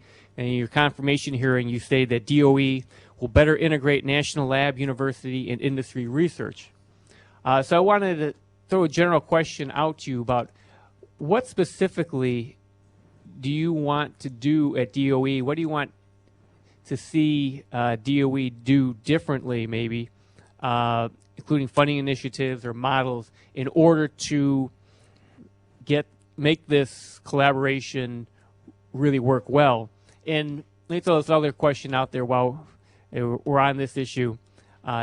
We want to integrate universities in labs along with industry, but what about do you see any problems, any real competition to some extent between universities and the labs? Because that's also an issue that sometimes does come up. But I'm just interested in what you would like to see and what your plans are at DOE for this collaboration. Well, in terms of the integration, the further integration of industry with universities and with national labs, I would like to see consortia of companies or individual companies actually work with scientists at these universities, actually develop the intellectual property together. That goes a long way. So, very, very quick story. I was asked to go and give a dedicating speech for Dow Chemical in Midlands, and so I flew over there, gave the speech, talked to the Chief Technology Officer, CEO, and others, and then they came over to Lawrence Berkeley Lab. We decided we had a lot in common, so they came over and chatted a little bit more and said, well, look, this is no good if I just talking to the Chief Technology Officer. We've got to get our scientists and engineers to talk to each other. So the next time they came over, we had a one-day thing where the scientists and engineers from Dow would talk about, there were 4 talks, and they talked about their projects, and the people in the University of California, Berkeley, and Berkeley Lab, which is very integrated, actually. Roughly 270 of our scientists are professors that you see, listened and said, so the intent was, this is what Dow is interested in developing. Do we have some knowledge that can help them? And to make a long story short, one of the chemists at Dow said, while we like to make water-soluble products, we don't want the water in our processes, because water absorbs a lot of heat, it undergoes phase changes, all of that loses energy, and we're trying to drive out the energy costs. So we actually don't want our processes to use water, because you've got to recycle the water anyway, you can't just dump it out, and so we'd rather use organic liquids. So I leaned over to one of our chemists and said, did you know that? You don't want water in a process? He said, no. And how would they? They go to the sink, they turn a tap, water comes out free. So when we start, or when people in universities start to do research, again, it goes back to manufacturability, it goes back to industrial processes. Industry actually knows a lot more about those things. And so rather than go down a line and develop intellectual property that ends up being not very practical and from an industrial point of view, let's get them together early. And so this is what I mean by industrial collaboration. We were working on industrial collaboration with United Technologies to try to put together a consortium of companies that pre-IP, this is pre-competitive research, that all companies could use for building efficiencies, that could work with a Berkeley Lab and with UC Berkeley, again with the same idea in mind. So it's things like that I think we can have the opportunity to work on. Thank you, and I look forward to working with you. I also want to, I won't do it now, but at sometime near future, I'd like to talk to you about the Advanced Battery Manufacturing Program funded in the American Recovery Act, and I said, I look forward to working with you, and even though you did go from Stanford to Berkeley, I won't hold that against you. Yes, I was a Stanford grad.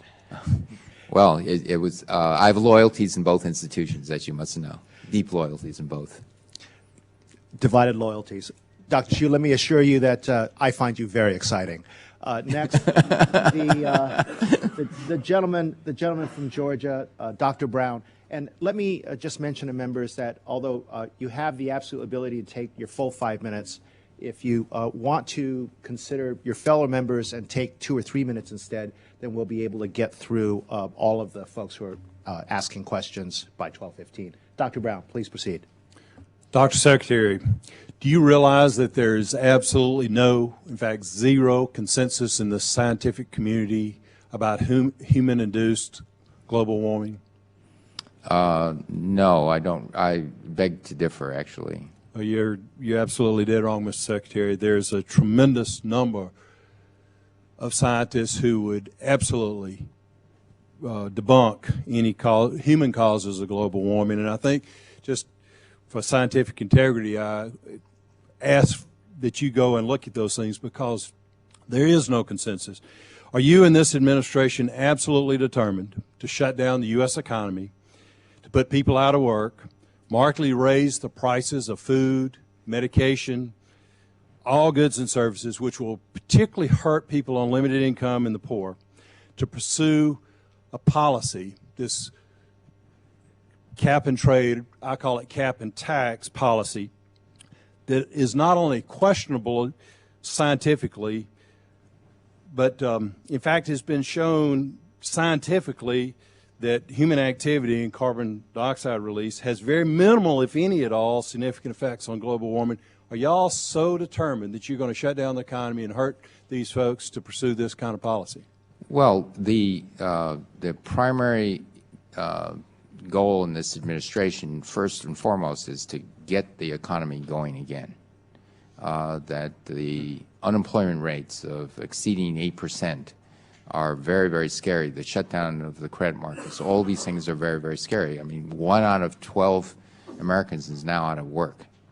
And so, first and foremost, we need to restart the economy because there is a lot of pain out there.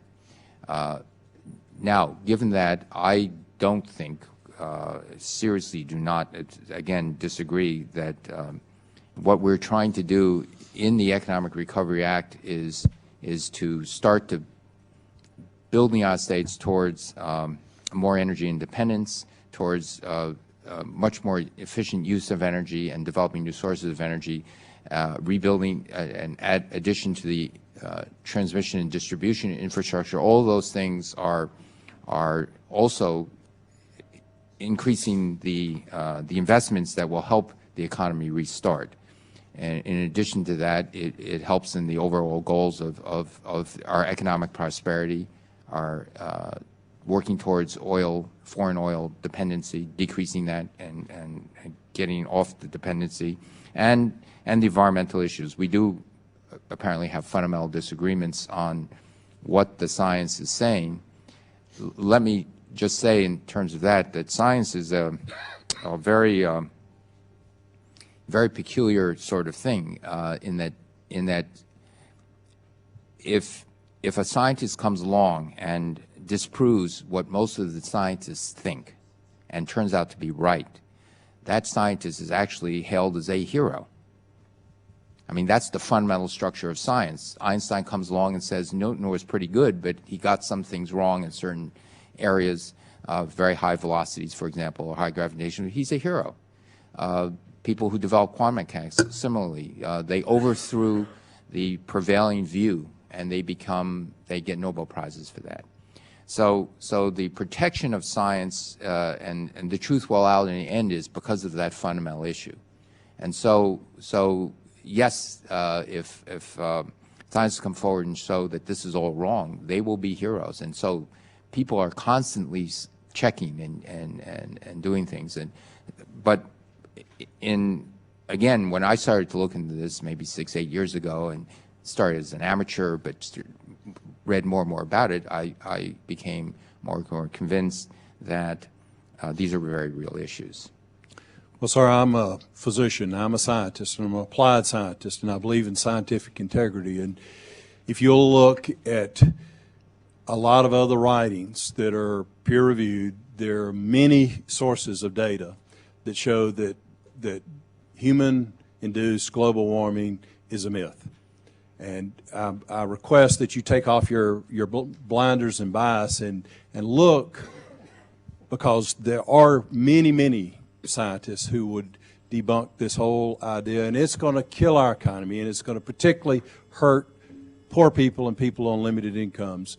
And to go down this track, it's going to kill our economy. spending too much, we're taxing too much, we're borrowing too much, and we've just got to stop it. I think everybody on this committee, everybody in Congress wants to see the economy going again. But going down this track of cap and trade or cap and tax is the wrong way to go. Thank you, sir. I thank the gentleman. The gentleman from Kentucky, Mr. Chandler. Mr. Secretary, congratulations to you, and best regards from your friend Lynn Peters back in Kentucky. I would like for you, if you could, to talk a little bit about electric cars. Do you believe that they are indeed the future of our personal transportation system? And could you give us a little bit of a timeline on the development of them, development of batteries, development of distribution system, et cetera? Thank you. Okay, very quickly. Yes, I think electric cars have great promise because most people, they're not going to work for long distance trucking. They're not going to work for long distance transportation, but most Americans, I've understood, travel typically 40 miles or less, 50 miles or less per day to and from work.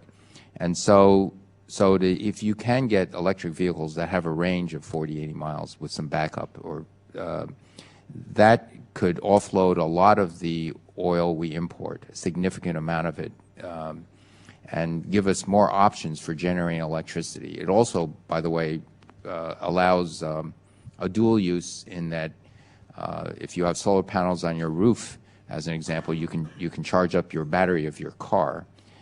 It allows you to buy energy at nighttime when it's very inexpensive. There's excess capacity, and use that. And so the investments in power generation. So there's a lot of very good things about electric vehicles. You put your finger right on the nub of the issue, the battery. All the other parts we know how to do very well. And right now we don't have batteries that can survive deep discharges.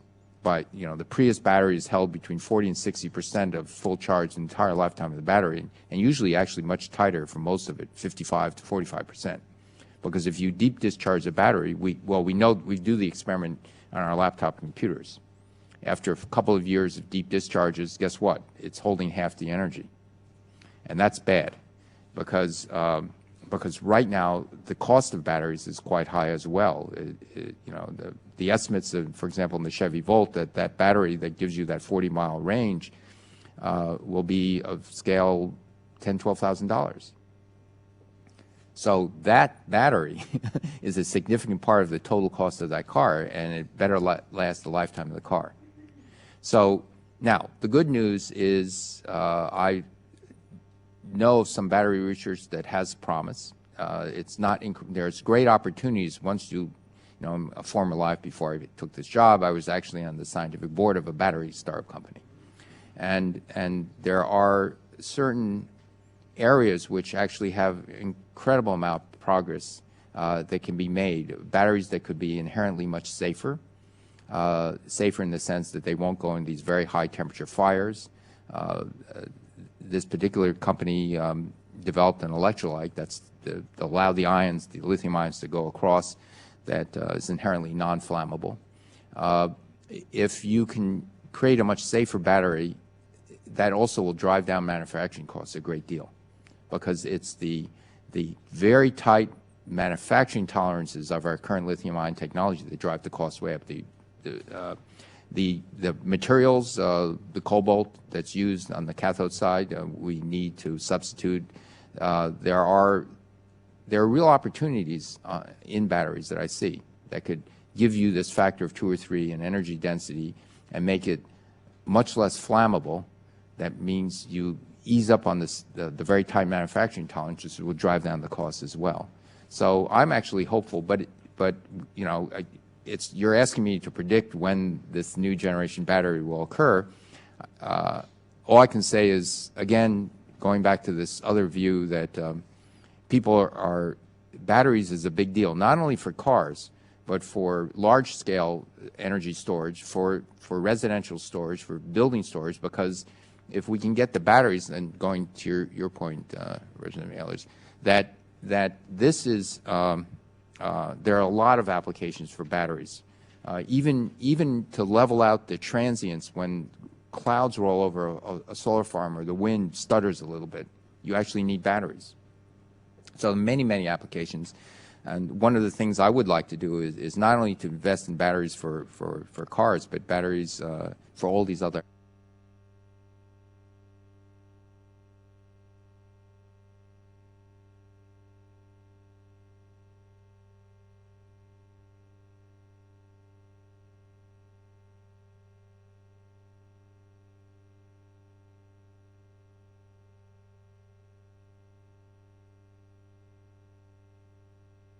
foreign sources of oil, and helping the economy, as you mentioned, particularly helping the economy is essential to any policy that we pursue.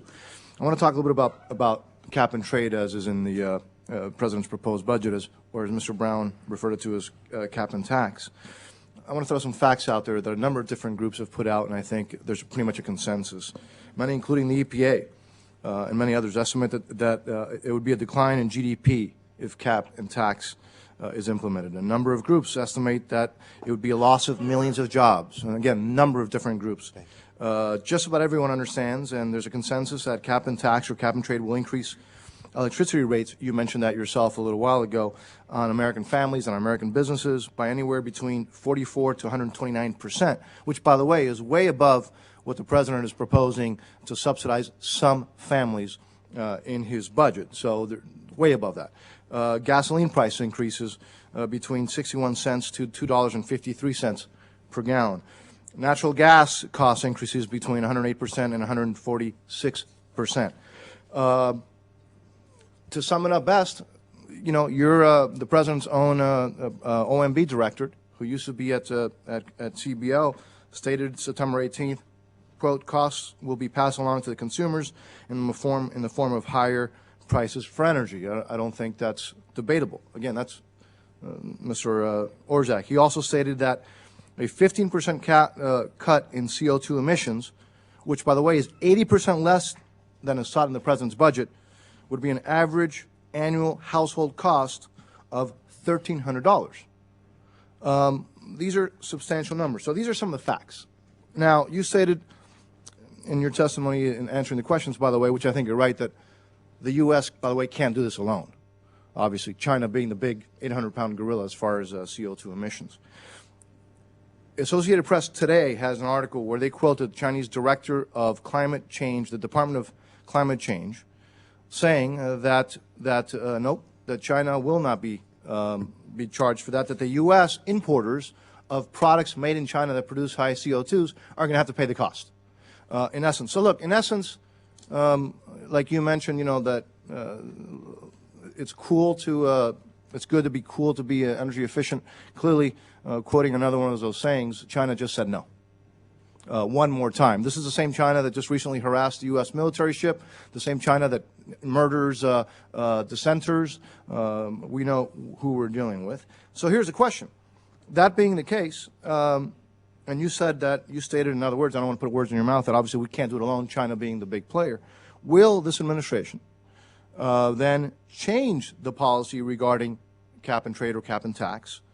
Or will it go forward regardless of those facts on how it will impact the economy, and particularly if China says, nope, you know, we're not going to play? And how will policy be guided by the costs on the U.S. economy and the U.S. family? Regardless, because again, as I said, that partial subsidy just won't cut it. The numbers are there. They're pretty plain. So will this administration, and will you look at all those facts, and are you willing then to take a step back and say, we're not going to do this because the price is too high, the economic price is too high, and China just won't play? Well, China and others, I guess, too. And not only China. I guess China is the big one, but there are a lot of others that. Well, there are two actually 800-pound gorillas when it comes to carbon emissions. It's China and the U.S. I think the two countries together, China's recently passed the United States, but those two countries emit approximately half of all the carbon in the world. I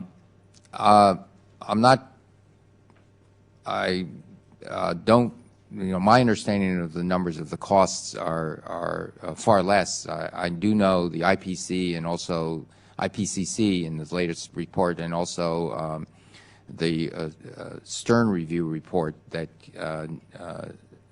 Nicholas Stern chaired, those two reports estimate in order to hold carbon emissions down to a level which the climate scientists feel is prudent, risk management is somewhere between 1% and 2% of GDP. Now, the cost of 1 or 2% of GDP is not insignificant by a long shot. That's a lot of money. But then you have to weigh that against what could possibly happen if we did business as usual. And so then it becomes an issue of what those the potential risks could be. And while one can't say with 100% certainty that such and such will happen, it's again talking about probabilities. I'm sorry, sir, but you do know, but we can say with certainty the cost of the economy. I mean, that we can say. That's true. Okay. So this is a risk management in the following sense. One can't say with certainty that your house will burn down. In fact, in most cases, your house does not burn down, and yet we all have fire insurance because it's part of that. Because should disaster strike, it's very important.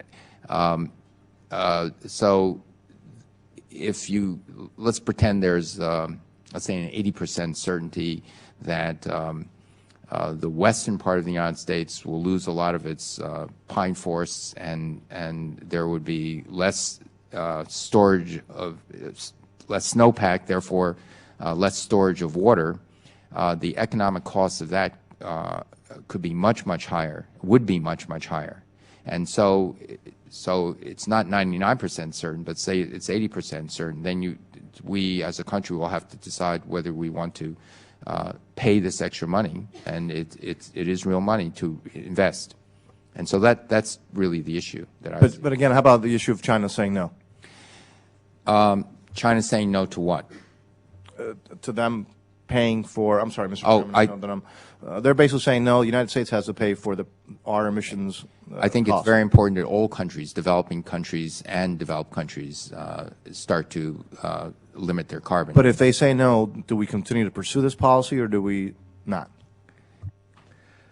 I think I'm actually optimistic that China, because China realizes that the consequences of climate change are very real to their country as well. The economic But cost. if they say no. But if they say no.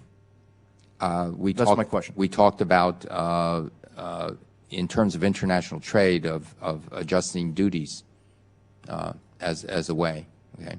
Because, again, we don't want to disadvantage our industries at home. I thank the gentleman and the secretary. We are running hard up against Chairman Gordon's 12:15.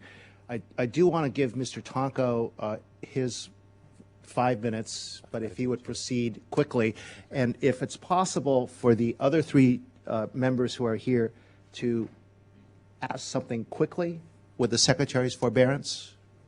Thank you. Mr. Tonko, gentleman from New York. Thank you, Mr. Chair, and Secretary Chu, thank you for joining us today.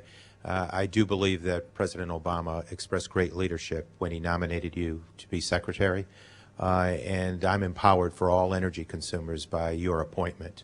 I share the vision that President Obama and you have etched for this nation in terms of innovation as it relates to energy. And I particularly appreciate the boldness with which you've expressed that vision and the laser-sharp focus. I appreciate the research and development impacts that you think we need to continue and deepen, and certainly want to express a concern for energy efficiency so that we can focus on demand side solutions rather than just supply side. Quick question on the advanced battery technology of which you spoke, and rightfully for transportation sectors and for energy generation and other aspects. What is your thinking in terms of diversifying that sort of battery technology? Should we go down the path of one type of battery, or should we make it the efforts, the mission of your agency to encourage diversification amongst battery technologies? Definitely diversification, and we intend to fund what we think are the most promising ideas. No, we don't want the whole world marching towards, incremental improvements of a specific technology. Absolutely, we want, and so again, it actually goes to the issue of different types of batteries for different uses as well. Thank you. And also with energy efficiency, I served as chair of the Energy Committee in the New York State Assembly for 15 years, and then went on to become president and CEO of NYSERDA, the New York State Energy Research and Development Authority. All of the work we've done in efficiency, not just for manufacturing, but for businesses of all kinds, for dairy farms, were tremendously powerful statements that reduce the demand. We are, per capita, one of the most gluttonous societies in terms of fossil fuel consumption. The efficiency in the stimulus package is encouraging, but I know it's a function of resources. We need much more. What are your thoughts on how we can best advance the efficiency agenda? I think part of it is helping people realize just how low-hanging this fruit really is, or as I'd like to say, it's fruit on the ground, ready to be picked up. Let me just give you one example. Refrigerator standards and the energy efficiency of refrigerators from 1975 till today, the energy consumption in the refrigerator, even though the size went up, went down to only 25% of the refrigerators of 1975. Had we been using those inefficient refrigerators of 1975 today, we would be using a lot more energy. How much? More energy than all the renewables that we produce today. Thank you. Just a final comment. I would encourage us to strongly focus on developing resources for energy retrofits, efficiency retrofits for our workplaces and our homes. But thank you very much for your leadership. I should have known better than to expect public servants and a professor to be brief. The gentleman from South Carolina, Mr. Inglis. Thank you, Mr. Chairman. Quickly, please. Dr. Secretary, thank you for your service. I wonder if even we could stipulate to the climate, or the folks that say there's no climate change, even if that's true, perhaps we could get them to come along and try to break the addiction to oil and to create the jobs of the future by doing what they know or will soon find out, I think, has to be done, which you have to internalize the externals associated with some fuels that we use. And if you do that, then we unleash the power of the marketplace to do what those who we've heard from today who don't think there's any climate change nevertheless want to do, which is see the private sector succeed. I wonder if the best way to do it, though, is not by cap and trade, which we've already heard tagged as a tax increase, and a system that will trade credits when Wall Street is not very favored right now. And it got 48 votes for cloture in the Senate before all of that, before a recession and before the Wall Street disasters.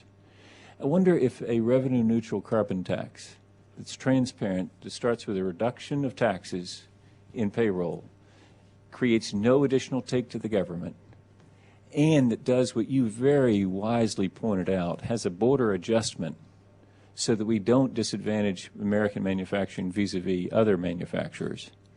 I wonder if that's our collaboration opportunity to go forward to a solution for America, even with folks who doubt the underlying premise of climate change. Do you think it's possible? Well, I think the administration is very strongly going towards cap and trade and supports cap and trade. There are other issues for wanting to do that. Let me just say that Europe is going this way, and so whatever we do, we have to interface with the rest of the world community, and to make these programs look similar. And so, but it as you correctly said, it is about incorporating all the external costs of our energy into the product we buy. Just as when we decided we're going to treat sewage, does it increase the cost of water? Yeah, absolutely. But the overall cost actually goes down because the consequences of putting untreated sewage in a river downstream are much, much higher than just treating the sewage. It's also true of sulfur dioxide, that it does increase the costs, but it doesn't really. It puts the costs actually where it should be in the product itself. And so I think we're in total agreement. But you know, I think cap and trade has the advantage, at least one advantage, in that it's easier to interface to the rest of where the rest of the world is going. Thank you, Mr. Chairman. I thank the gentleman. The gentleman from New Mexico, Mr. Lujan, 2 minutes each for the last two questioners, please. Thank you, Mr. Chairman. I don't think I'll take that long. Mr. Secretary, it's an honor to be here with you today as well. I recently extended an invitation to visit Los Alamos National Laboratories, and I hope that we can begin to engage in a dialogue on when we can get you out there to really highlight some of the areas where there is research taking place in Los Alamos in the areas of sciences with global climate change, supercapacitor energy storage, hydrogen fuel cell technology, and carbon sequestration. What I want to emphasize, Mr. Secretary, is the reason that we're here today, which is with the emphasis of this committee hearing is in the new direction for energy research and development for the U.S. Department of Energy. And applaud the efforts of yourself and the administration and the team that's been put together that has embraced science and technology, not to, for any other reason, use science and technology to prevent progress, but to encourage progress, to advance job creation, not eliminate jobs opportunities as we move forward in the economy and the economic conditions that we're facing as a nation. Mr. Chairman, I'll submit my question specifically to the Secretary for consideration later. But, Mr. Secretary, we're at a critical time right now. And with your courage and based on science and technological advances, the work that can be done to get us on a right footing and to make sure that this nation has a foundation in order to become a leader in the world before others will follow is something that I really appreciate, and I look forward to working with you. Thank you, Mr. Secretary. I thank the gentleman. The gentleman from Florida, Mr. Grayson. Thank you, Mr. Secretary, and thank you, Mr. Chairman. If we had commercial fusion power today, we'd have energy independence, we would reduce or eliminate oil imports, and we'd have no CO2 emissions at all from that particular source of power. And now, in the case of fission, we went from military applications to commercial energy applications in less than 10 years. In the case of fusion, we've had military applications for over 50 years, and we're still waiting for those commercial applications, despite 50 years' worth of effort. We've lost our lead in fusion research to the European Union, and now we're number 2 at best in an area that's bound to be an important part of the 21st century economy. And I'm wondering if the reason is simply money. I understand it's been estimated that $100 billion would be enough to develop the commercial application of fusion energy and to free our economy from dependence on Mideast oil. $100 billion is less than we spent on the AIG bailout. It's less than 1 year of the cost of the war in Iraq. And if that were the case, then we'd be free for all time. I'm wondering, Mr. Secretary, do you favor a Manhattan Project-style approach to this problem that would dramatically increase our spending on fusion energy in order to make us energy independent? I support a Manhattan-style investment of this country and the world in all the parts of energy supply and demand that can reduce, so that we can, as a world, transition to sustainable use of energy. Fusion is a difficult question because it is a very long time scale. They're very hard problems, and I think dramatically increasing the budget for fusion. Right now, the ITER project has a path to go. It's still an experiment, and ultimately, even if ITER works very, very well, there would be then, as anticipated, a so-called demo style type of thing, still a pre-deployment thing, but getting on the way to there. And the time scale for that is sort of mid-century. And it depends on ultimately the cost of fusion. If we can get fusion's cost down, that's the real issue.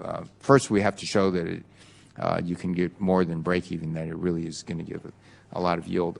There are other prospects. The one should be looking at, I think, and that is these so-called hybrid solutions of fission and fusion. The fusion creates the high-energy neutrons that are used to convert a lot of the radioactive fuel and burn down the long-lived radioactive isotopes. And so there are prospects like that.